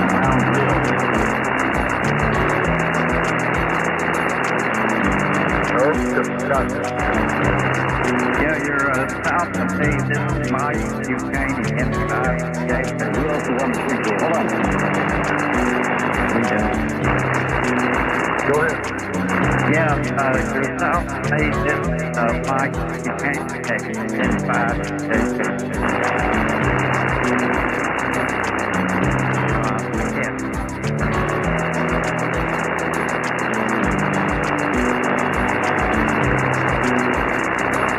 Maybe you messaged your friend, tell us where it's going to be.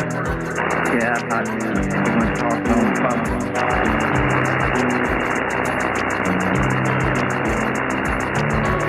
Well, I'm out there. That happens. It's going to take nap time.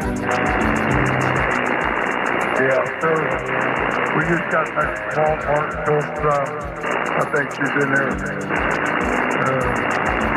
She put a couple pot pies, you know, so I think it's getting close to pot pie time. A lot of people make it with that pot. No. I eat that pot, around of it, and I eat that, you know, everything.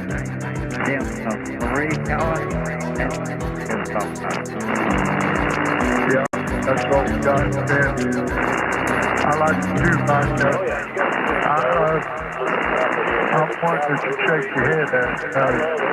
I break it all up and mix it all together. That's the way I like it. Well, whatever you know, but for me, sleep every night. I just like it, Brad. We were so this morning when I got up today, and I first had this so good. So we're going to all my things tomorrow. Well, about y'all say 50s and 56, it's for the place, maybe 5, 6.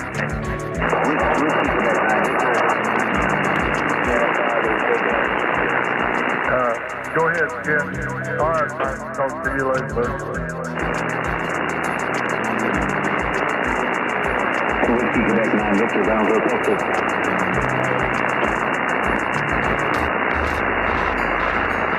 Well, I got the pot fire call, so I'm going to get off for a little bit. Kilowatt 5, Romeo.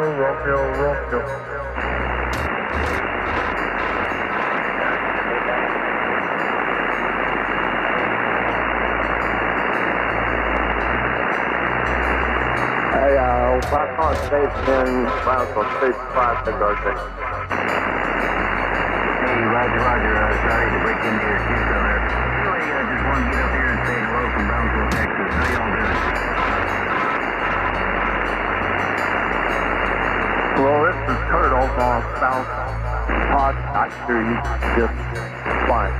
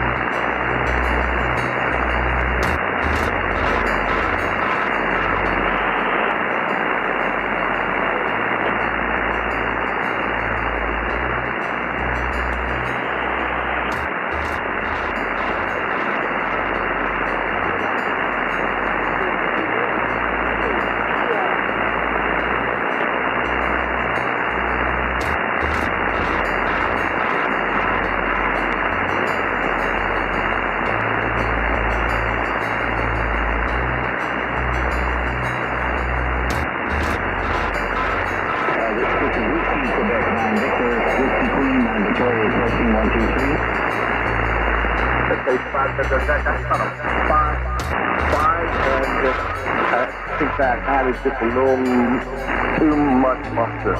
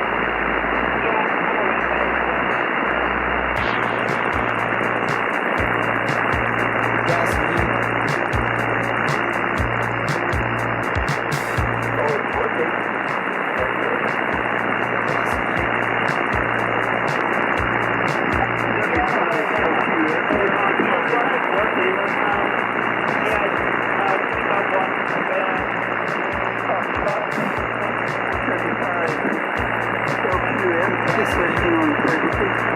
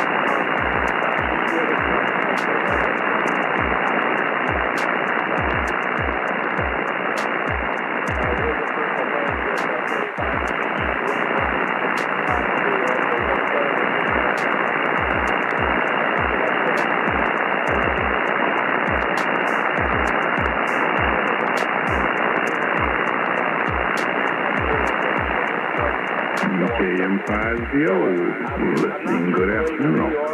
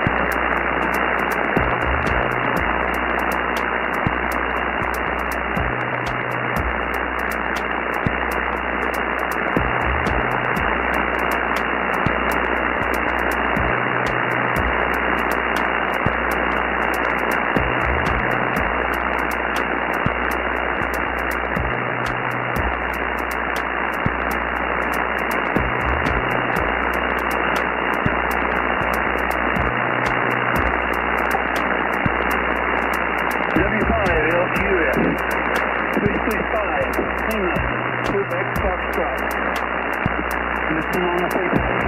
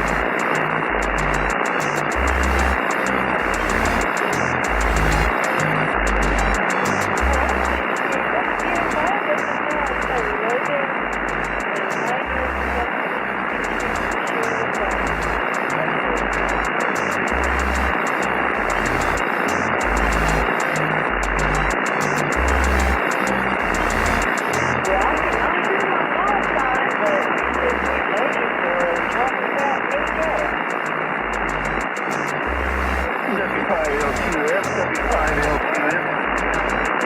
Whiskey 5. Lima Quebec Foxtrot 75LQS. Dixie, Oklahoma, standing by to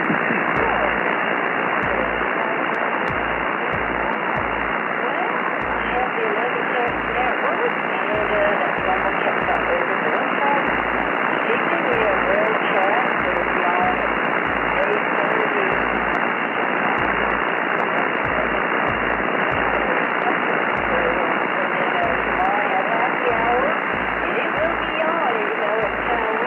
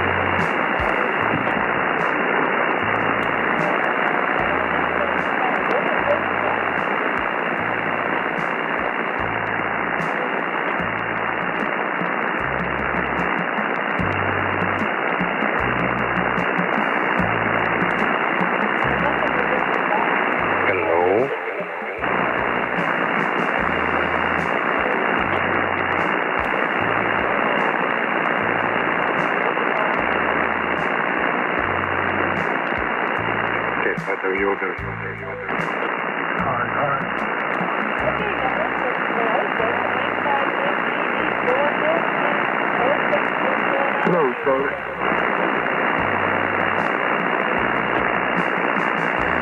Mr. Ron. You doing okay? Yeah, I'm doing fine. How about you? About you saying? I'm sorry, it's radio track. What'd you say? Bob, do you sing? About the same, okay.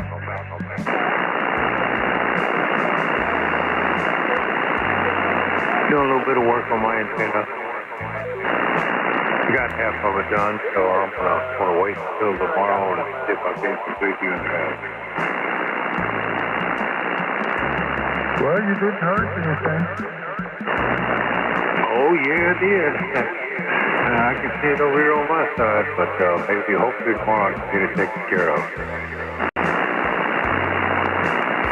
Well, I'm sorry to hear that. But it sounds good. Not quite as loud as it was yesterday, but it's 100% legible. Not quite as loud as it was yesterday? What was yesterday? Loud? Oh, maybe that's because I was hollering. No, I think it's just different band conditions. K5WO, WK5CPP. Go right ahead. Charlie, I've gotten to it 10 over here and wait for QSO. Oh, well, you better go get that radio calibrated, because I ain't been 10 over on anybody my whole entire life. Sorry. That's what I got. Roger. Not enough on my Chicklets? I ain't got no chicklets.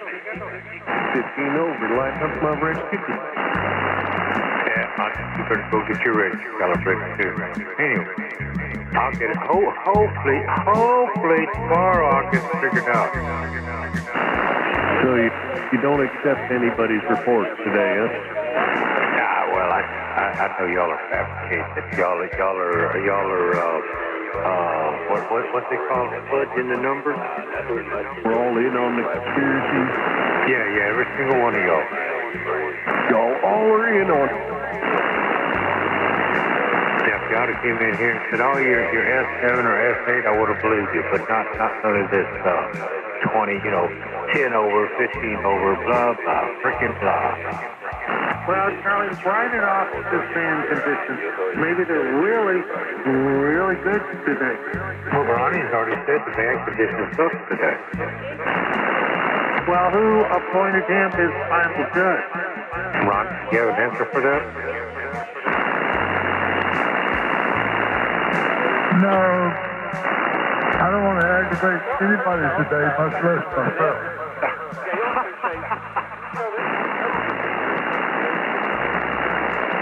Actually, Charlie, I don't know if it's good or bad. I'm just giving you an honest report. That's all. Yeah, I'll just pick it on you. But I do have a question for you. Well, I'll put it to you this way. They made a song, and it says, ask me no questions, and I tell you no lies. Okay, well, I'll ask a question, and you can lie or tell the truth, whatever you do. I'm just curious, as a blind person, why you do not use computers or Braille? Braille, because my fingers are totally 100% destroyed. I can't feel nothing through them because I used them as a blind person for my eyes all those years. So that is that story right there. Can't feel Braille. I can't even feel a quarter-inch nut when I drop it down on the floor. I can't feel it with my fingers. I have to stand up, step on it with my foot, and then reach down there and pick it up. But if I just try to feel for it with my fingers, I can't even feel it. So Braille's out of the question. And computers, I never really wasted my time with them. Well, as a blind person myself, Charlie, I use computers very heavily, and for taking notes. How do you take notes, or do you? I don't. Okay, that is that. So, as your memory fails, what are you going to do? Sit over in the corner and start playing pocket pool the rest of my life. Well, just FYI, Charlie, you can use the computer, and I would encourage you. Oh, I know I could use it. Hell, I got a blind brother that's a computer nut. Used to be a program for the IRS, so I know I can do it. I just ain't got no inkling to do it. So I don't have a computer, so I'm going to go out and buy one. Over. Roger, Charlie, I just understand. Just want to understand your perspective. Because, I'm on the other side of the fence, so I just curious. The other side of the fence? What is it? Repeat. You what now? I said, I'm on the other side of the fence of you. That's why I'm curious about your point of view. Oh, okay. He said you're on the wrong side of the fence, Charlie. Well, that's why I took it. I mean, it's That's what it implied. yeah, you did another rainbow flag. I didn't imply anything. I said the other side of the fence, not these guys are making stuff up. Making stuff up. Was that you, Mike? No. Yeah, well, I only got the tail into it. What I get out He was snickling. I said maybe you need to stitch up another rainbow flag. Oh! Mate. Oh, my. Hey, Seth. What's Mr. Michael up to today? Sipping on a gin and tonic and not caring at the world. Not caring at the world. That's right. That is right. No F to give. How does George say it? Telling everybody they're number one? Yeah. Drink some beer and shoot the finger. There you go. Now I'm drinking gin and shooting the finger. Well, and let's hope you get as deeply as George does when he starts drinking gin. Oh yeah, I'll turn into a chatty cat.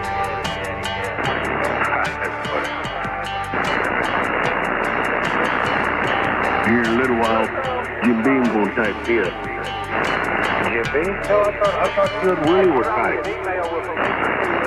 Yeah, not all the time. It is with me. I'll give up the week. I can see Matt entertaining both of those guys. Yeah, neither one all the time. How about both of them at once?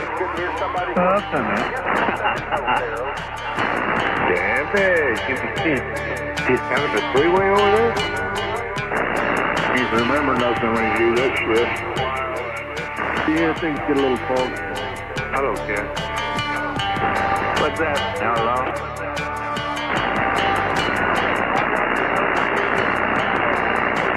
Hey, get up turning speakers off over there because I'll rip them to pieces. Yeah, I heard him. You don't want to. Yeah, don't bother them. This is the only thing that bothers them, 40 minutes. No, I was wondering if she's alive over there. Oh, hell yeah, I'm still alive. I'm still hobbling around or trying to get around. That's the worst part is trying to get around. I feel your pain. Tell you what, if your back ain't working, it's hard to do anything. Actually, new one yesterday, Mike. Yeah? 183. Oh, you dirty dog, you dirty dog. I'm down to 226. I'm starting to look like I got damn AIDS. Yeah, old hollow cheeks and all that mess. Pretty much. Why I start tying some weight to his ass so the wind don't blow him on. He looks like a damn flag when he climbs the damn tower. I'll only go about halfway up that tower.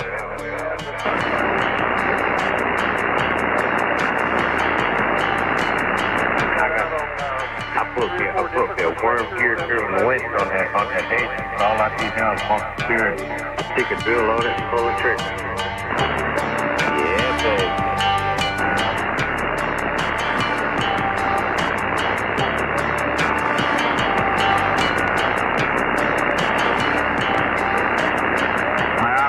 I've been going out to the shop working every day. I just come in and I said, you know what? I want me a damn gin and tonic. So I come in here and I made one by God.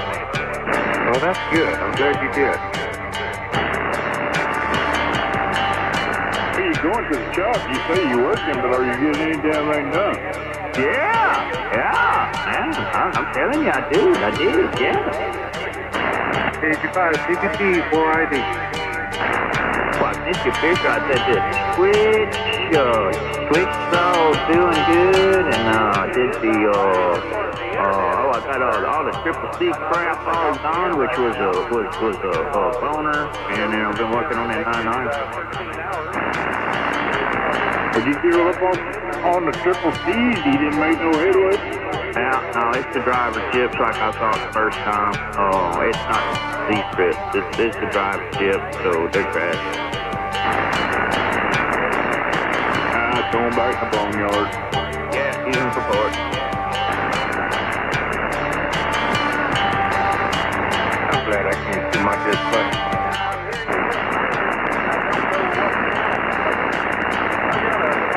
Yeah, what the hell you really ain't fooling you know. Oh, hell, I know. The display don't tell you no.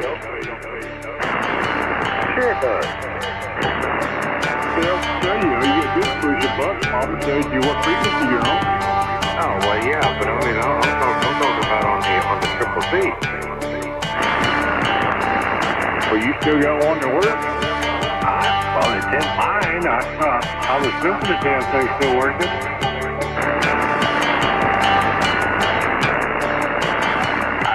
I don't know if the display's right or not. Man, I can't see the damn thing. That's what I said. I'm glad I can't see my display. Oh, yes, it wouldn't work, and you know it, because when they die, they just die. Oh, these working, but I don't know if the display's correct. I mean, I am prepared for it because I never turn all myself off. It stays on 24/7, and it has been on. That triple C has been running since the day I got back from Mike. I've never turned it off. The only time it ever gets turned off is when I lose electricity. That's about the way I do some of this stuff. This computer here, hell, I ain't turned this thing off, and I don't know, hell, it's been once, but this one's been turned off. The 2-meter rig, I don't ever turn it off. It stays on 24/7. I'll never talk on the damn thing, but it just stays off. Just as contrast, I turn all of mine off. They do what? As contrast, I turn all of my radios off when I'm finished using them. What's the contrast? Okay. Well, I turn off my radio too. Well, from time to time, I'll leave my amplifier running all night, just like I did last night. Oh, yeah, house up. Yeah, I've got to turn the damn thing off. You sending it back to where on? Say the what? Say the what? Well, that's good for it. I mean, just to sit there and idle all day, be constant temperature. You know how electronics don't like to heat up, cool down, heat up, cool down. Okay. This one was a little 46 Henry amplifier, Mark. No, it's got it in line? Yeah, I got it in line with the 950. Oh, man. Yeah, that thing's singing. Did you get the input working on it? I got it close, but I never could get them to tune all the way down.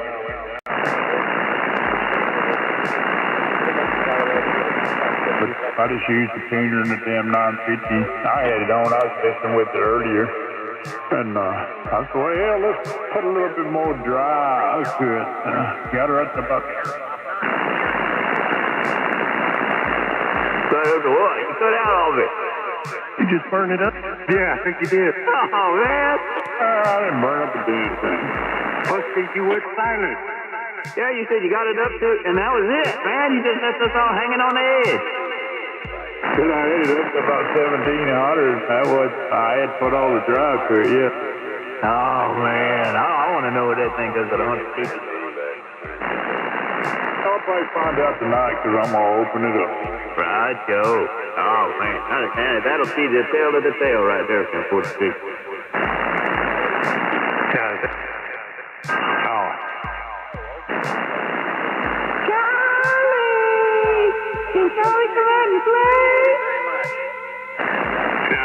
Don't call her.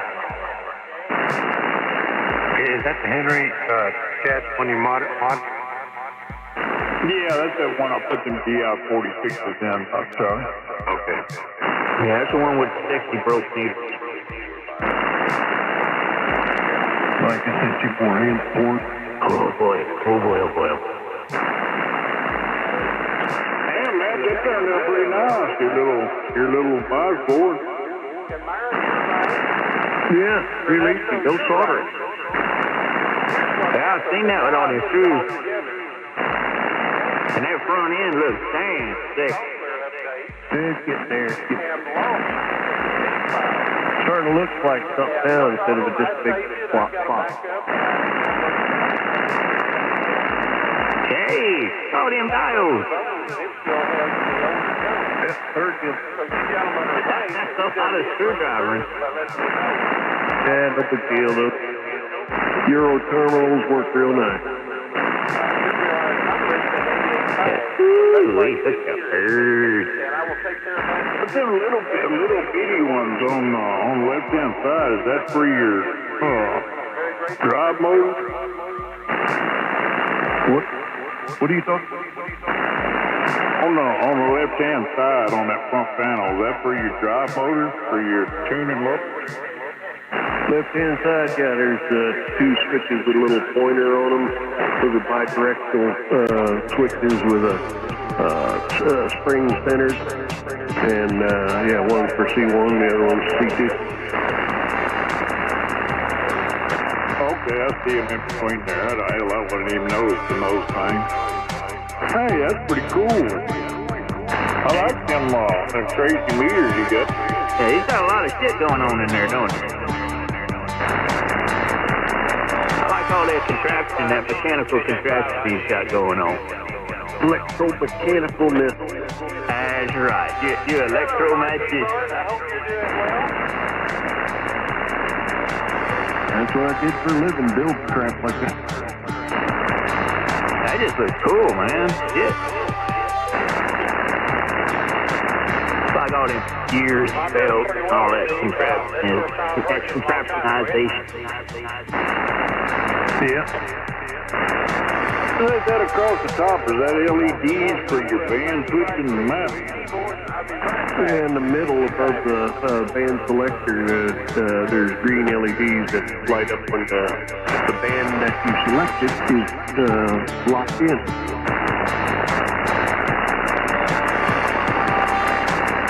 Yeah, that's kind of the way what's his name? Down there, old Rusty done that one that he put together with the GS31, and he put little LED lights going to switch that lit up the little lights that you do which band you're on. Yeah, that selector switch is a ceramic rotary switch. You just turn it to the band you want, and the motor drives it to it.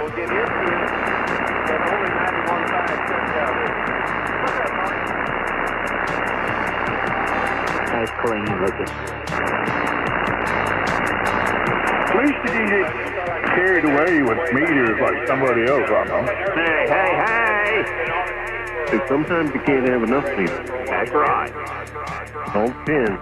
Depends on 17 meters on one transmitter, that's way too many. 17th. August 17th. He's monitoring every parameter. That's right. Yeah, but hell, he ain't used it. Now he's going to have to sit down and figure out what the hell it all does. I got it all. I just have to order it. I got some decals are supposed to go on. I just never ordered them.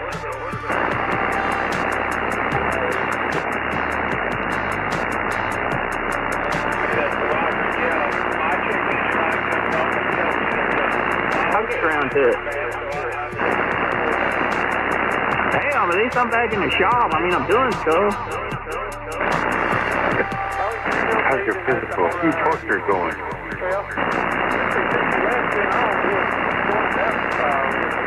How's the therapy coming? Jesus Christ, those guys killed me, man. The last one is tomorrow. Hallelujah. Oh boy. Stop being all that damn good to hit the gin bottle again. Yeah, there's a reason for that. Today I didn't have to go, so, why not? The meds absorb better. That's right.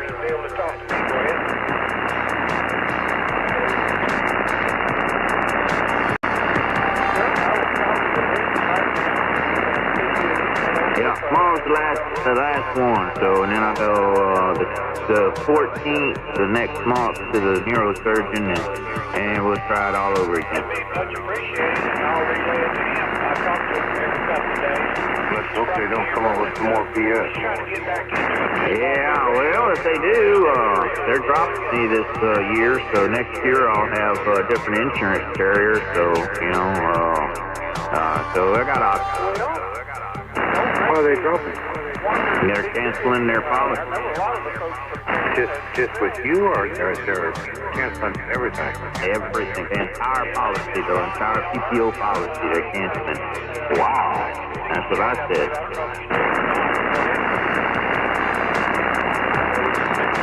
They do that going from the PPO to the HMO? Yeah, I am. I'm going to go to the HMO because I called all the doctors up. They all take the HMO, so there ain't no point of paying extra money for the PPO because they're all in network. Yeah, I think the HMO is better than that PPO crap anyway. It's cheaper, I'll tell you that. The 500, there's no $500 deductible like there is on the PPO, and there's a whole bunch of other crap. The co-pays are cheaper, and, I just said, well, hell, man, I said, there ain't no point. Yeah, the only time I have to make a copay is when he sends me to a specialist. That's the only time I pay a copay. Other than that, I don't have to pay no copay. I don't have to pay for anything. Hell, all my crap's free. It costs me $59 a month. Well, it's a little different for our parish, because they go by parish, in the state you're in. So. But it's basically the same thing. You see what you got.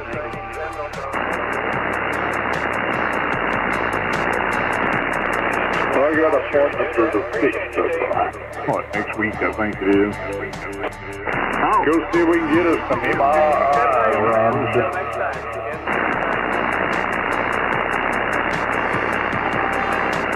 They should have had you in with all your imaging done before that damn appointment. Yeah, you know how it is. You gotta go through the damn process all that time. Shit, man, you can't even get up to go to the bathroom. I mean, come on, let's get something happen.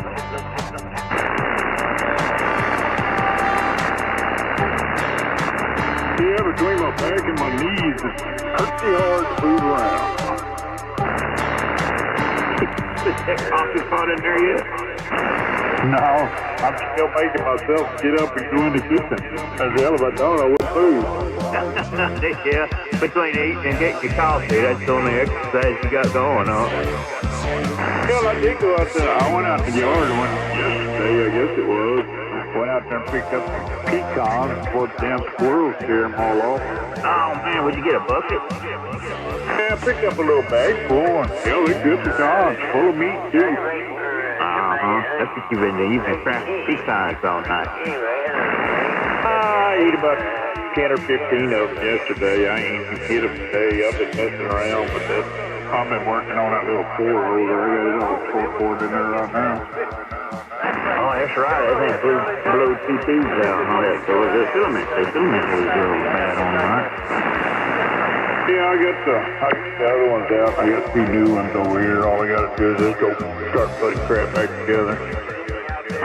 Yeah, I like that little tube, man. That's that thing. I can't believe how much power that little tube puts out. That's just unbelievable.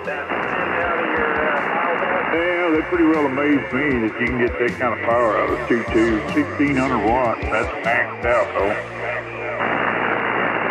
I like it when all 4 are hit.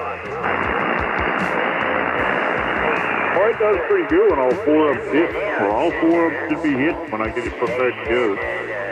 What you gonna put that behind? I just hook it up to the same power supply. I got this Henry deck on. You gonna put it on the SPX? Give it 150 watts? I'm gonna drive the hell out of it. All right. That's what I like. Slam it, baby.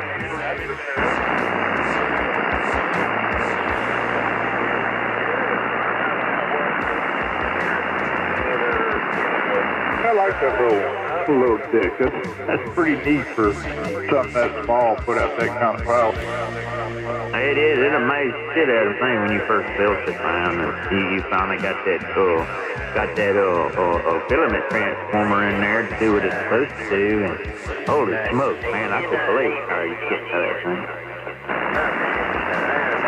Yeah, I was getting about 22 out of it. Really, I wasn't even pushing that hard to get that out of it. Well, that ain't bad for what it is. You know what? I hit it with 152 shift to 26, 28. That's what I wanted to. And that's great. 2,800. I think you get 3 out of it.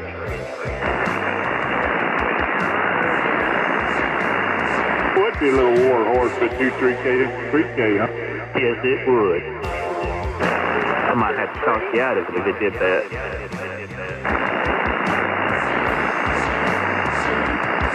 But I'd have to build another damn power supply.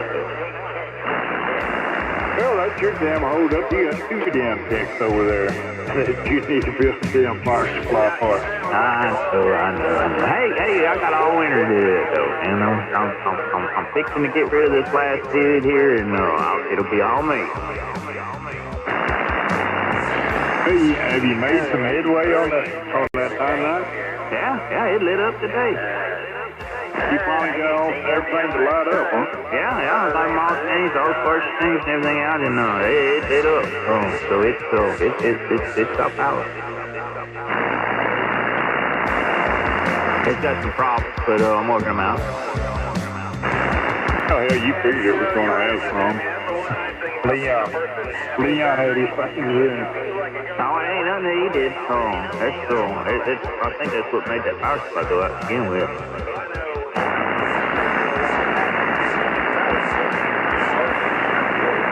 I think it was crowbarring on him, and but yeah, it's some issues with the PA. Yeah, you got it to light up, so yeah, you can troubleshoot the rest of it, figure out what's going on there, get the bugs out of it. So it's ready, Leon. Freeze-act. I couldn't believe it, man. When I plugged it in, I heard it go click, clock, click, click, click. And I thought, uh-oh, hey, we got some power. And then I seen that little light on, and I pushed that turn on button, and oh man, it all come alive. It said boot up, and it's doing all this little thing, and all of a sudden, the little lady come on there and says, this one's got a voice for it. I don't know if they all got it or not. The little lady come on there and says, scope number 2 active, and man, it all come alive. That's kind of like that damn one-on-one when you was working on it. Man, kind of like, yeah. That's a fancy little dude, man. I'll tell you now. This is the first time I really actually got to play around with one. It took me like forever to find the antenna, but to change the antennas on that thing. My God, there's a bunch on that thing.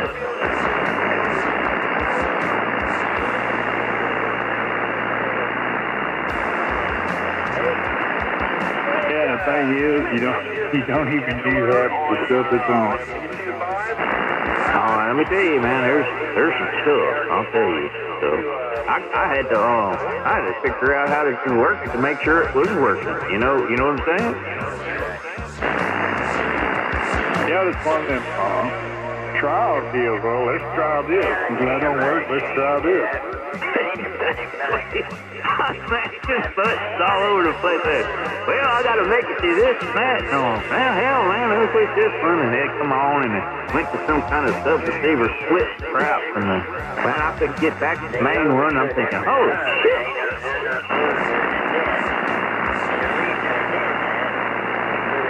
I was all over the world on that thing. Oh, yeah, by the time you get the clothes out, those you know how to operate a 9-9. That's right.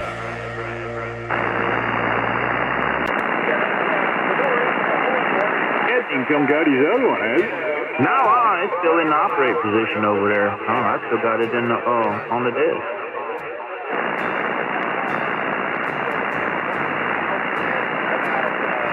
Yeah, he's working my clothes. Yeah, I've seen another one of them for sale the other day. Guy had, I think, asked him, was it 1150, but he's way out there up on the East Coast somewhere. You probably don't want to shift it. You can add 100. If he shifts it right, you can add about 130, 150 bucks on top of whatever he's asking.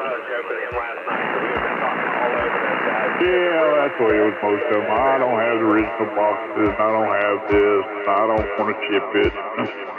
I told him, well, hell, it costs more to drive up there and get it than what it's worth.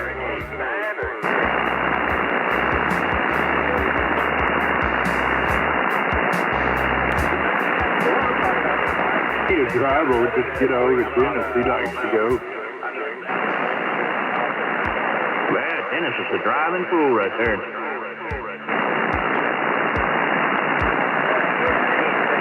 Hell, they'd rather give him 150 bucks to go get it. Hell yeah. That's probably cheaper. Yeah. Please, take her. Exactly.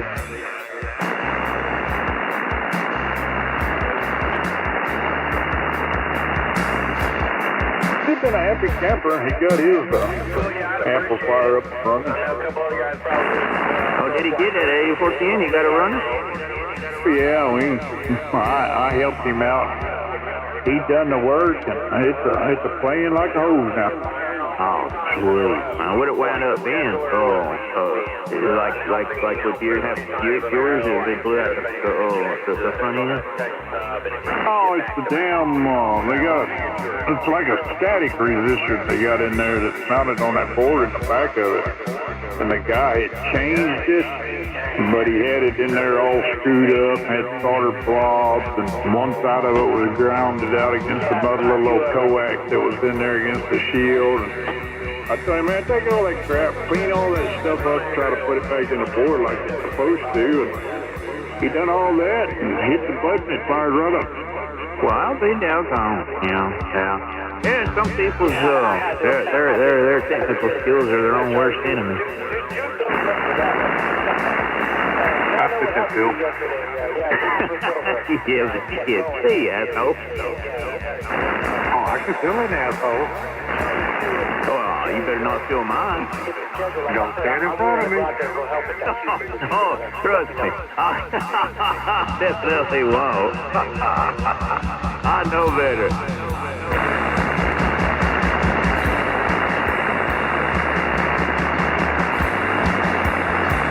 Even if he did, Mike, you wouldn't have to worry about it taking a while to hit the hole.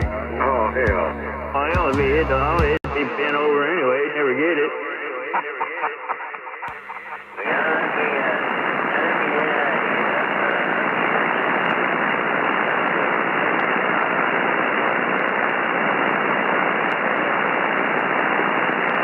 I hear you know, Chad. And my son will tell you. He said, Dad, I don't care if you're 6'6" or if you're 3'3". Your hand is always at the right height. Practice, son, practice. That's exactly right.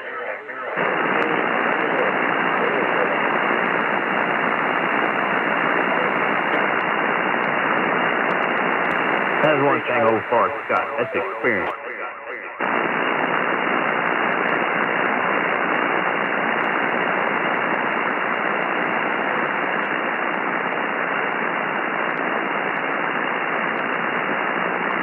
I wouldn't go that far, call it an experience, Mike, but I'm sure it would be an experience. uh-huh.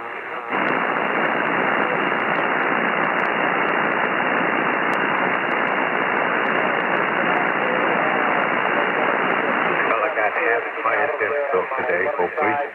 So I'm trying to speak you in ahead tomorrow. How? I thought you had it up and running.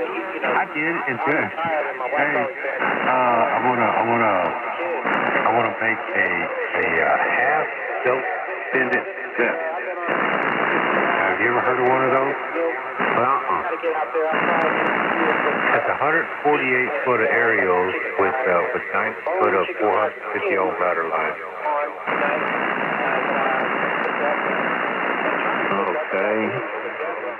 What it does, Mike, is it brings the band wave down on 8, 40, and 15. It's basically just a 3-band antenna. But on 8 and 40, the standard waves below 1.3 on each band. Oh, boy, all right. Oh, that'd be great, man. That'd help a lot with the coax loss on that run from that balance to you. Yeah. And that's exactly why I'm doing it.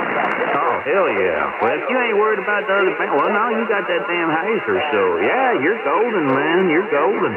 Yeah, I mean, Phil, I got the hex thing for the other bands. I don't need anything else. I wanna try it. I got the 148 foot of wire on the antenna today, and then tomorrow I'm gonna take down the ladder line and try to figure out how I can charge it up to 90 foot. Of course, it's gonna be a pretty good run of coax. But if I can get the stand wave down to 1.2, 1.3 or something like that, I mean, the loss of coax is going to be so minimal, it's crazy. Exactly. Yeah, that's a good plan. I like it. And this guy, he came up with several different formulas for what he calls a half extended double dip. Okay.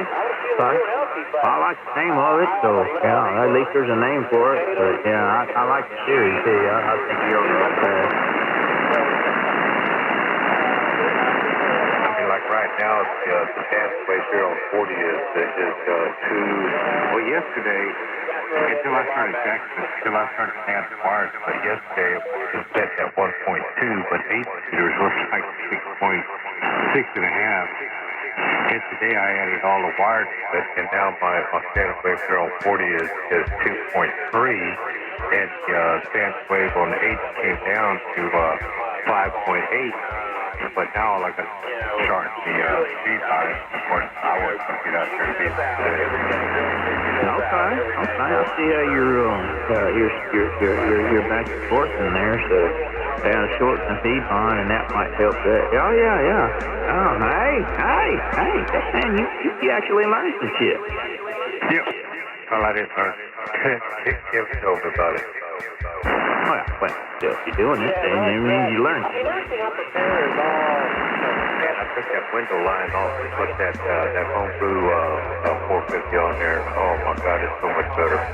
No, it will be too, especially in the mist and the rain and all of that. You ain't gonna have to worry about it. That crap brown shit is just it's good. I mean, it's all right. But the older it gets, the worse they're off it gets. You can't beat good stuff. You know, I had that stuff running from my house up to the shop. Of course, I had stretch in between from the brace board of the house to the building. And when when I put up all this other crap, I let that run up there. I just reached up there and cut it. So I got about a 45-foot run running from the house to the shop, and that's what's holding up all my coax, my rotor cable. You son of a truck. I sure the hell am. There you go. You something else, Charlie. Do what? I said, you something else, man. Oh, what do you mean? Off with that car. I'll tell you what, though, sir, your signal's there. Yeah,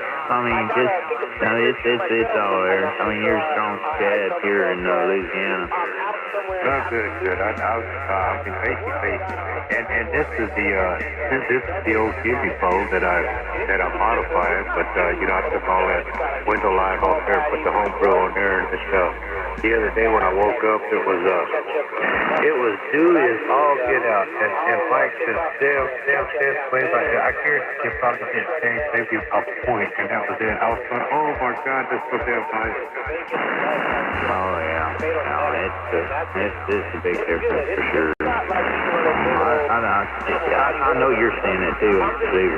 Oh, yeah. And hello, Rob. Hey, how you doing, Charlie? You sounding good over here at 85 AM. Well, thanks.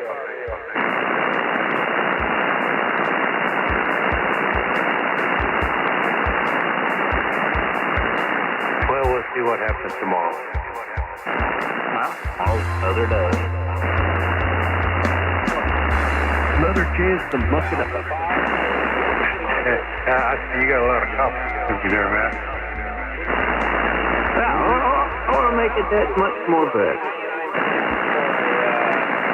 Okay, you got the civil on one side, and then you got the chains, the 3 chains on the other end. Oh my God, man! I'm gonna buy that. I think he's deep in the gin right now. You think so there, Matt? That's funny. Yeah, it's hitting pretty good. Think about going back for one more.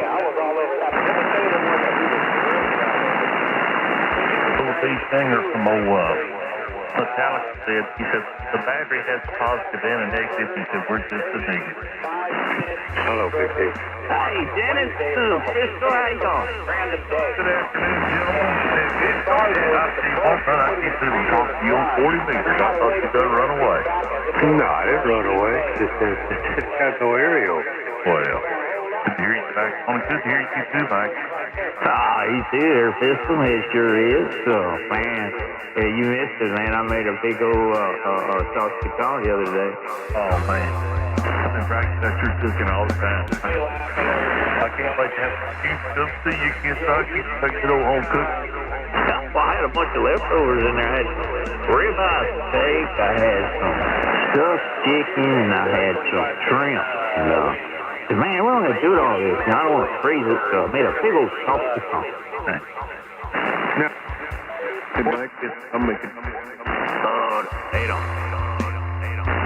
a cheesesteak sandwich. Oh, you dirty dog. Oh, tell me how you do yours.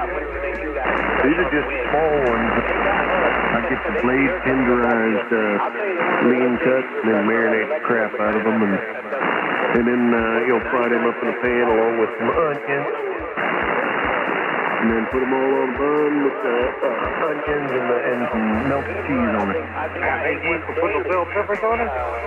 No. Oh, man, you got to add the bell peppers and the jalapenos. Yeah. So these are bell peppers. We'll put that in yours. You better damn well believe I will. Yes, sir. I'm good with the way they come out. Shit, I'm going to Charlie's house. Have you ever bought that shaved ribeye? I mean, they actually sell shaved ribeye in ATV specifically for custom cheesesteak. Yeah, I've had that before. And they shaved pork.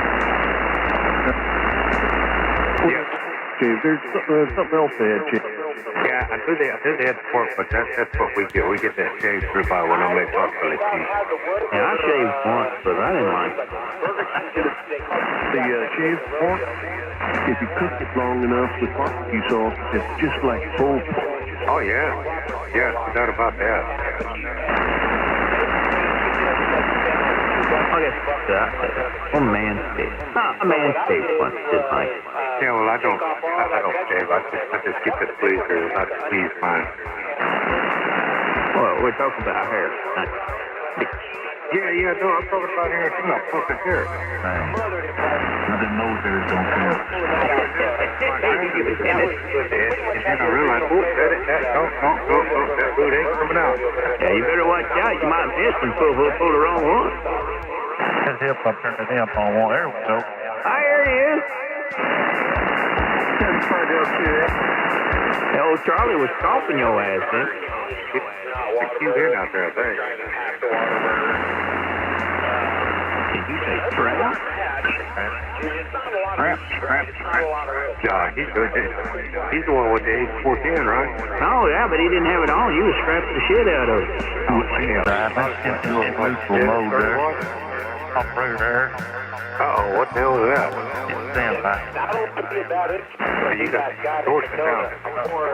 Distortion on. Let me just reach up here and knock fire out of it. There you go. Slap the shit up that stuff. Give the 6-inch drop. Do that. You can't get it up 6 inches. The old Shadow said you got her all fixed up there, Dennis. Man, I'm proud of you. Oh, we'll appreciate it. Yeah, I sent him a picture. He said, yeah, man, they're not see touch. And I said, well, don't say great. They definitely can see touch. So just unsoldered it, re-soldered it, there it went. Man. Gee, you got you a hell of a deal, didn't you? Yes, I did. Sure, if I could tell the train, he said, yeah, the transformers working. He said, the dudes are good. And I said, okay, but if I can't fix it, it'll be worthwhile. So, just parts I can make money off of it, so it's all good. Yeah, now you got you a prize. Yeah. I think if I wouldn't have the 89, that's the one I'd have. I'd have that 8410. Yeah. Who is damn hamburger? Oh, what, hamburger? Get out. We're good, Chad, Richie. 75 LQF. Trying to see if I can get a copy today. I apparently get a pretty good one here. 75 LQF, Bixby, Oklahoma. Just been reading the mail, listening, and just wanted to see if I could contact any of you. Over great signal. Yeah, it's doing good down there at Temple Tech. Real good. Sounds just fine. I'll be right back. I'm going to go make me another gin and tonic. All right. Be careful. Yeah. I'm not too bouncy yet.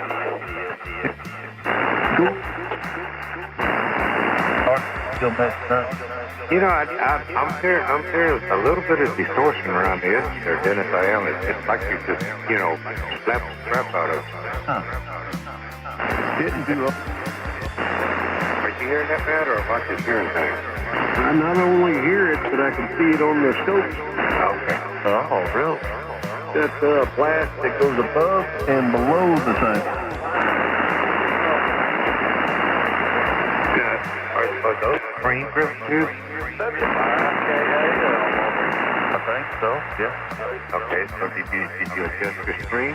No, I think everybody you can hook the cord to it, go to some website, just buy it. I can't get to the website. You go down to warranty. Well, I mean, that's the spread dreaming. God damn it. Let me start over. God, never mind. I'm going to screw it up. Oh, kill him. Swamp cancer. I think I'll have it a damn stroke. I can't get the damn word out.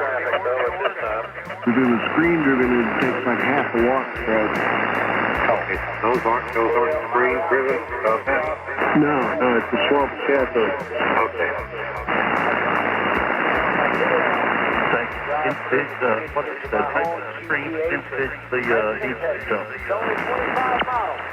I can't remember what I read on it. Didn't do so big, so I don't know. Did it have a screen heater on there? No. Just got those grid, reflective, and then that's your old plate voltage, and then the old forward power. Okay, well, it's not drifting. Okay. No screen current in there. It's cathode driven through a swamping network. I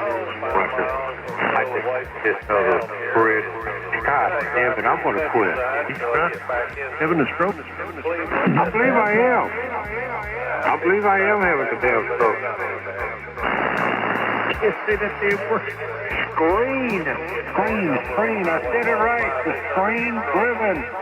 You have to hold your fingers on your mouth to make it happen. Down here. To hold on to my tongue to say. What now? I might have stuff wrong with things with one of my dumps or something, because earlier I was on the Syntec earlier for trying to see that stuff when I was on the phone on it earlier today. They said it was clear. I took the Syntec, I got mine, put this back in, so maybe I think I got that coax or something. Just check the connection. If it's a poor connection, yeah, don't sit there and make frying, which will show up on your transmitter signal. Yeah. How much you doing out of it right now? Oh, that's that 900 right there. Damn it. It's got the original tubes in it, but the tubes are kind of soft. I understand the 4CX1000, don't take much drive. But to get legal limit out of it, you got about 5 watts. It's particularly does. Hello, Cindy. It's been over 100. Dang. You can do that because it's just that swamping network.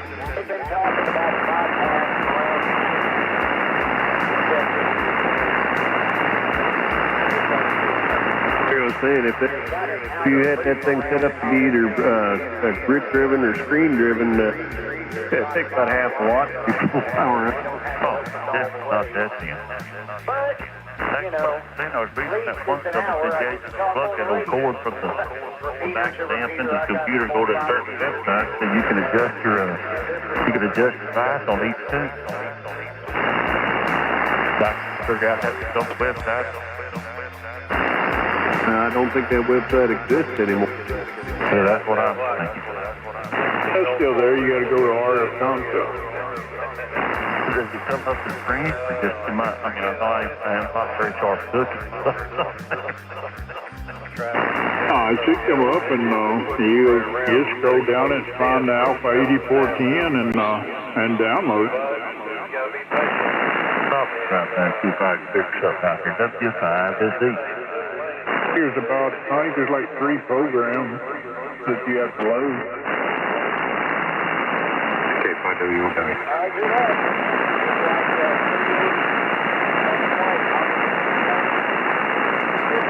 Looking at it the other day, I got all the update bulletins for all the junk they tell you you need to, that you ought to change, That's right. www.rsconcepts.com. It's a .workpage. And what pops up is in the top left corner, PAFI, it says web pop-up, turn up. I can't pronounce it. It's either fancy or green.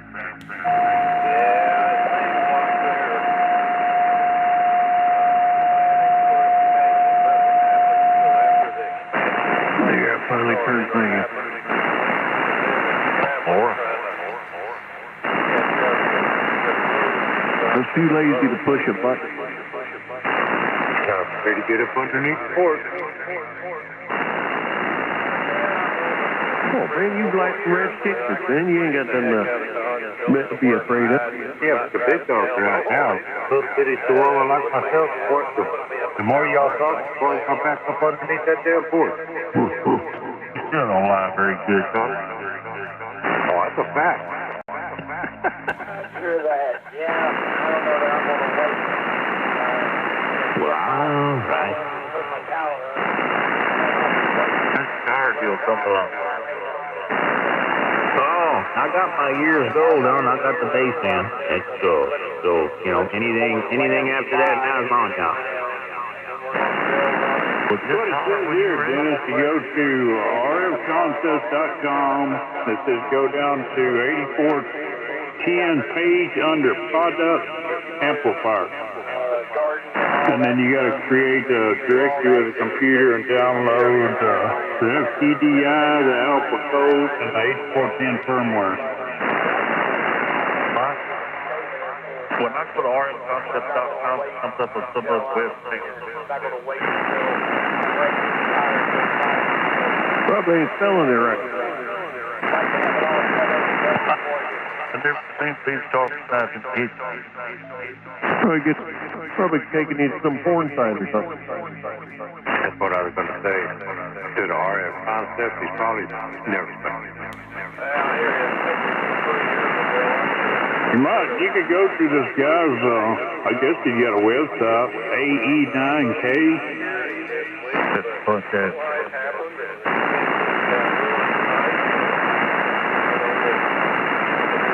Oh, yeah, that is good stuff. Oh, okay, that's it. I do have something here here now. It says Alpha 8410 monitor by 89K. Yeah, that's what it says. But then it tells you to go to rfconcepts.com. And it says go to Alpha 8410 page under product amplifier. Okay, yeah. I'm seeing what you're. Let's try. I felt it right. Maybe I'm holding mouth wrong. I'll be back. Let's get that. Well, before you go, Gans, don't you got an 89 too? Yes, sir. Which one you like going better? 89. Oh, good. The relay is vacuum relay to stage 410, but the 89, you're quiet. Yeah, I know you like that for the C-dub. Yes, sir. All right, right. Not that this one can't grow voltage, but if, I don't know that I'd ever sell this one, but if somebody offers enough money, I'll probably. Oh, yeah? Not the 89. No. That's the man. I'll be back to feel right. Let's get by this thing. Hey, Mike. Yeah. Yeah. Why you say that, Ted? They just sent me a damn big old piano. Looks like chicken. Yeah, roast chicken. Roast everything. All his leftovers. No, man, it's roasted chicken. And it's got roasted stuff. Bell pepper, mushrooms, celery, onion, jalapeno, sausages. Yeah, Mike, he sucks. You're still cooked. Oh, I ate a big old bite of it when I went to pay me this dinner.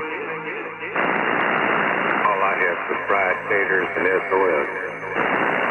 Right, ain't something to turn your nose up at. Oh, hell no, I ate till I was full. Nah, I ain't been doing that. I ate a couple bites here and there. That's all. Down to 226. But you get there. Yeah. Wait till I get to the teens. Yeah, well, wait till you get to single digits. Oh, I'll be a sex team then. And then you'll be looking for that 9. I want to see a 9. I want to see a 9. 9.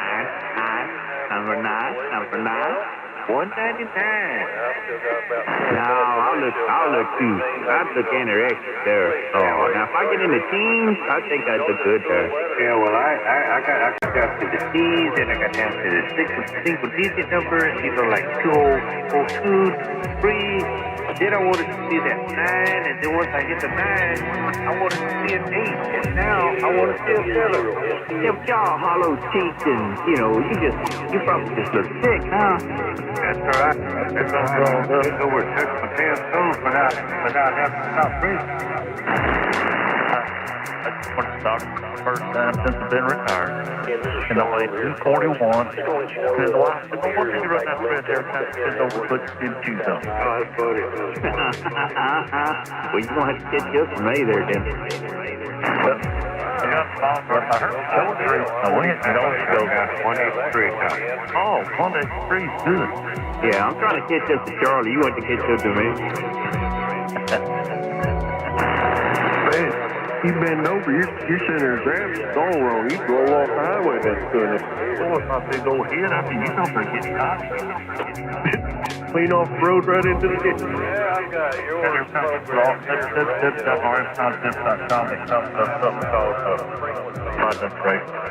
It's a foreign website, RF. I'm not RF, but anyway.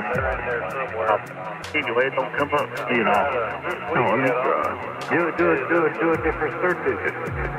I guess I can try to search it. Beans, I guess.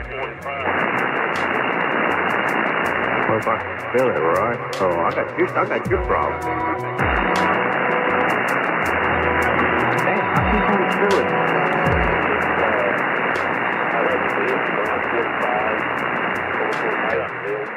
Thing comes up is called PAFI, CUSA. That's what it's called. Wow. Let's see. Is it Ed, maybe? Yeah, I've got that one.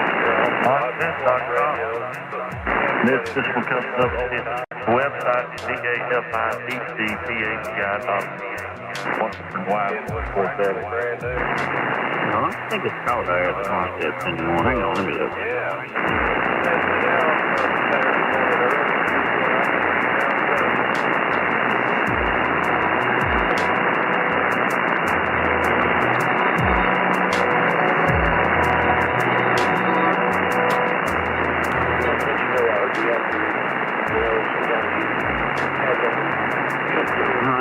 Alpha RF systems. I'll try that. .com.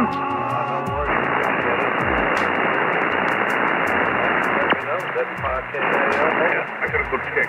Oh, Mama. Get your lunch a while. Get back to your house. Where you going? Just check on Mama. Oh, check on Mama? Okay. So what today? I will.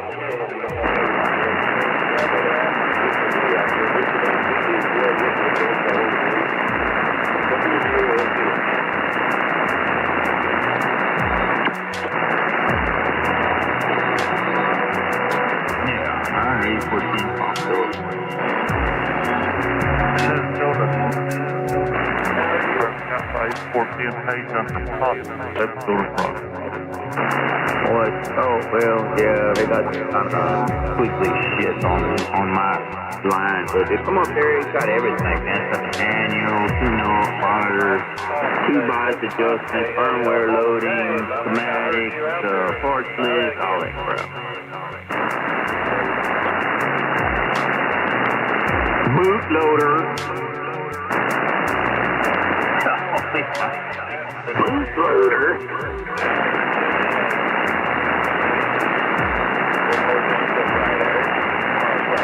Valve's software is written in BASIC, so I think they use the bootloader. Is it in BASIC, really? Oh, well, hell, man, that's easy to crack. Yeah, and they used BASIC since the beginning, way back in the 87A. It was all written in BASIC. Oh, hell, I know BASIC. That's great. Oh, hell, now, give me 8410. Yeah, you could get inside the software then. Right. There's some kind of cryptic bullshit, you know, but hell, man, it's just basic, that's easy. Yeah.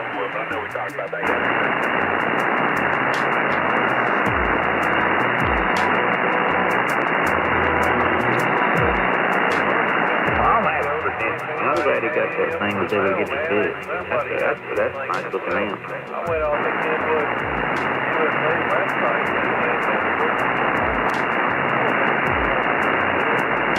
When I contemplate that AE9 deal, the site, not theory. I'm just too. Well, let me see. Let me see if I can find it. Too many years of hanging on the steering wheel. Brain going soft after all those 7 years.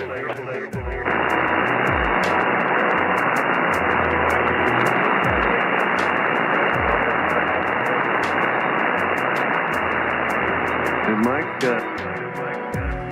BW1 in the back, worked great. Took them a total of 19 days to turn it around. Oh, what was wrong with it? What did they find? Failed final, and the power supply was making noise, so they changed it out. Oh, okay, well, they hooked you up. And then All works.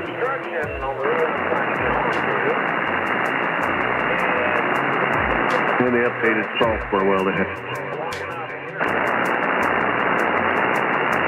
Well, just go to Alpha RF Systems product, amplifiers, 8410 manual tune, and click on that, and it'll bring you right to the page, and it has all the links right there at the bottom. Alpha RF Systems, one word.com.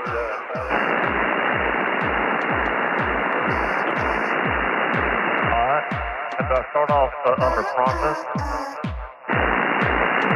And then the drop, go to amplifiers, back, go to the 8410, Yeah, it says 8410-manual tune. Alright. Okay, now put that page, I got to scroll down. Yeah, scroll all the way down there and you'll see all the links down there. There you go. I got all the goodies down there. And then I got some comics down there, and they're all good. Imagine that. But still doing what it was doing on the door and still down. God, still, I can't do it. Oh, Lighters, compared to Just kick it in standby and talk for a few seconds. Alright, well, I'm talking at the operate there. That's that 8,500. Now that's in standby. It's about 60. That's still a difference right there. Yeah, it sounds the same, neither one. Well, it's not what it is, young. Could be him, could be the kind of defeat. Well, you know.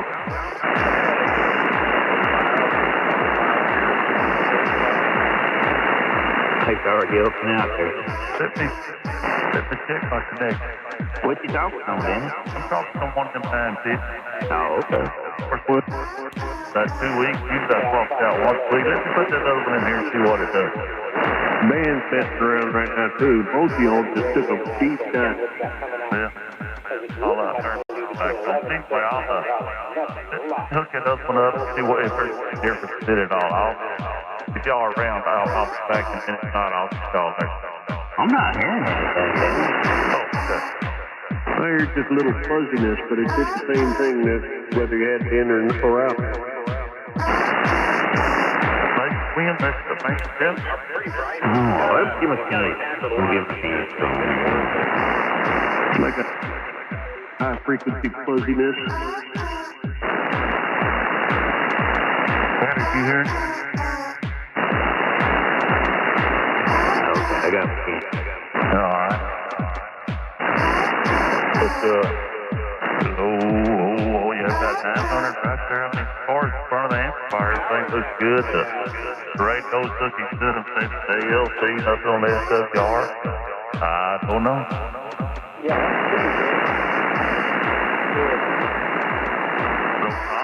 For earlier station, they just a bad case here between this old radio. They just walk out radios right. Why don't you check cables first? It's easier to walk the radio. Well, you just moving the problem from one radio to the other is all you do. Well, they won't know it ain't the radio. Well, you don't know that it ain't the cable either. Well, that's true enough.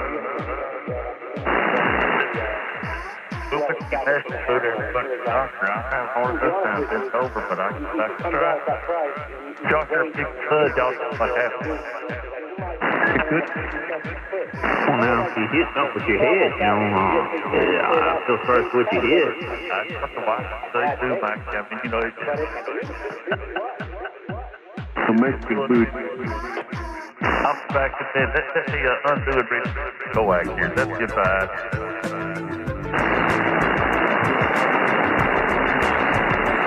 Disconnect, reconnect.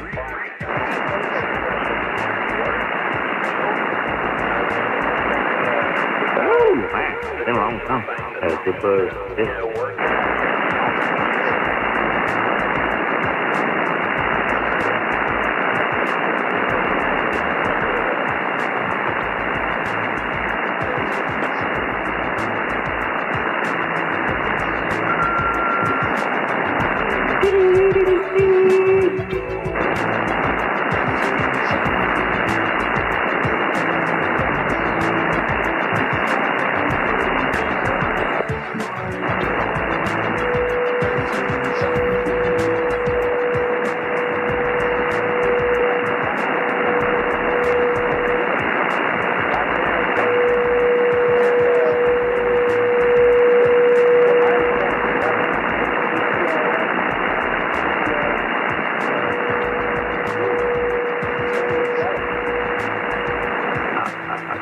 Get that yellow out there in a second.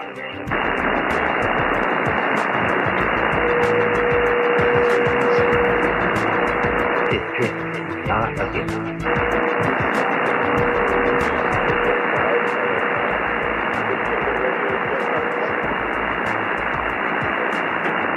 Thank you.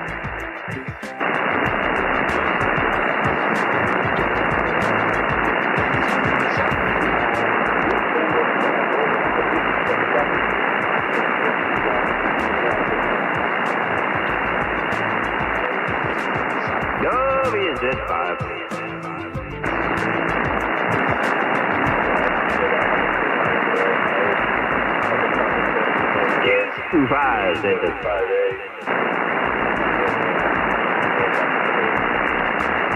K5 Z5.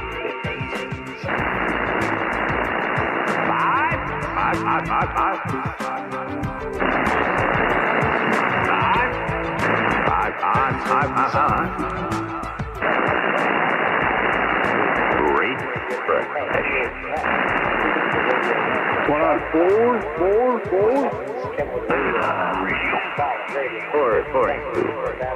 Red Eye Radio. See what this can do. I go 4. Oh, hell, 1600. That's good enough. Point. 4. 5. Well, it's the difference between 1,000 and 1,500 watts. Well, I didn't hear it. You were listening. But it sounds the same. One said 4, one said 5. Yeah. The signal was the same. Yep. Who's that? Okay, so keep difference right there at all. W5X. Really hear any difference? No, I'm not hearing what Clint's hearing. Okay. It might be just the way he had that thing set fire harder. It's up around 1,700-1,800 watts. Well, it won't do that. It's do up to 1,500. That's it. But no, it won't do it. You got to go to the Chatterooski store of tuning an 8410. It's all in the low control. Yep, that's what it says. But these stuff, I got to thinking it's the 1,500 dude, because you got to put 4 watts, you know, with stand on to get legal limit out of it, but the 4.6 on the 1,000 is supposed to be lower drive, but these things out there, they're really produced, so that they make it wore out. Yeah, they could be solved. I guarantee it's all in that book. So if you increase the drive, you got to play with your load. Increase drive, play with load. Yeah, come on, kick that pig. Kick that pig. That's right. Kick it.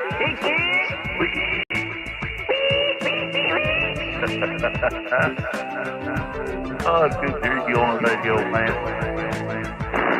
Especially when I'm loaded.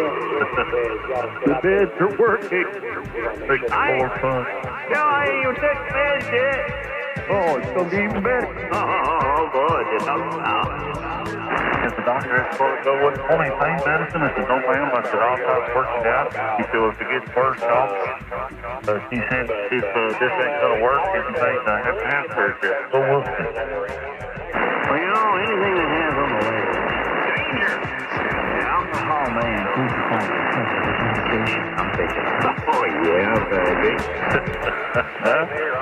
Oh, you're too funny. Yep. I was taking muscle relaxers and Norco and then drank a couple beers and woke up the next morning going, what the hell happened? Man, just sleeping, man. Yeah, sleeping like a dead man. I like that. Sit out the next trap for about 6 months. Sleeping like a dead man. Our souls and tequila. Oh, tequila, baby. She said tequila. I really see. Well, Dad, to say 1 fish or 2 3 tequila float. Right, Joe. I know all about that float. Wish I had some controls up now. Well, you think you're too damn far away from me. Look at this website. It says open to term or hyperterm computer. Is that what I need to do now?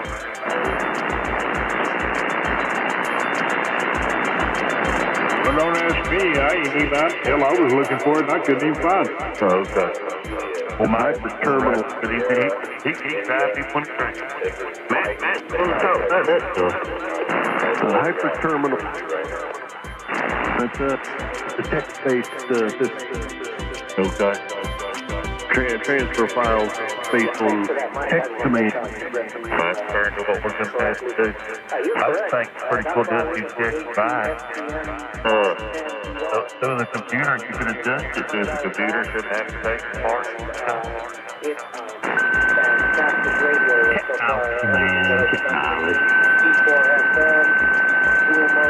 Well, I'm very to operate off stuff, not all the other stuff, but anyway.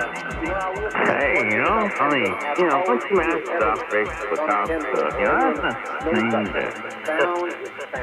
Well, it's just the first place. Oh, there you go. Well, there's only just got a switch on.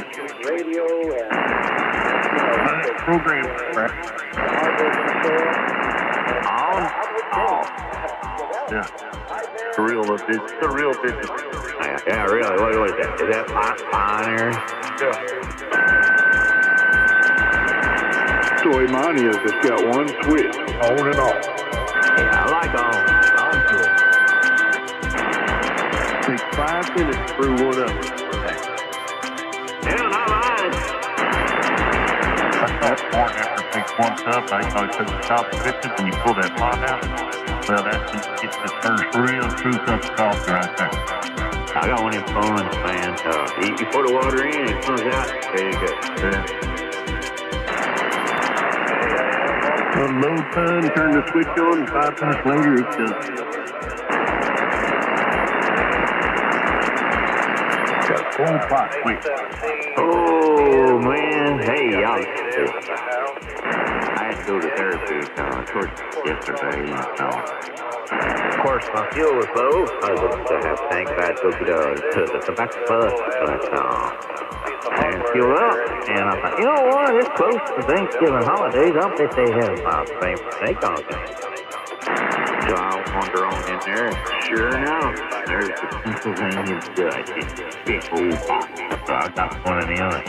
Holy crap, man, that's a good creamer in no coffee. It's full of bourbon and whiskey and everything, all it just Go get some technology from the ATV, and then I go to the specs and get some Cruzan banana rum. Banana rum. Mix them together, and it's like a banana milkshake that's got a kick. I love the holidays. I'll drink a big old glass of that. Ooh, man, I feel pretty good. That sounds good.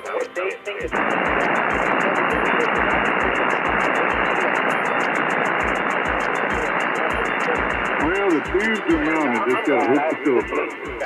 Well, damn, what you doing? Working and talking at the same time?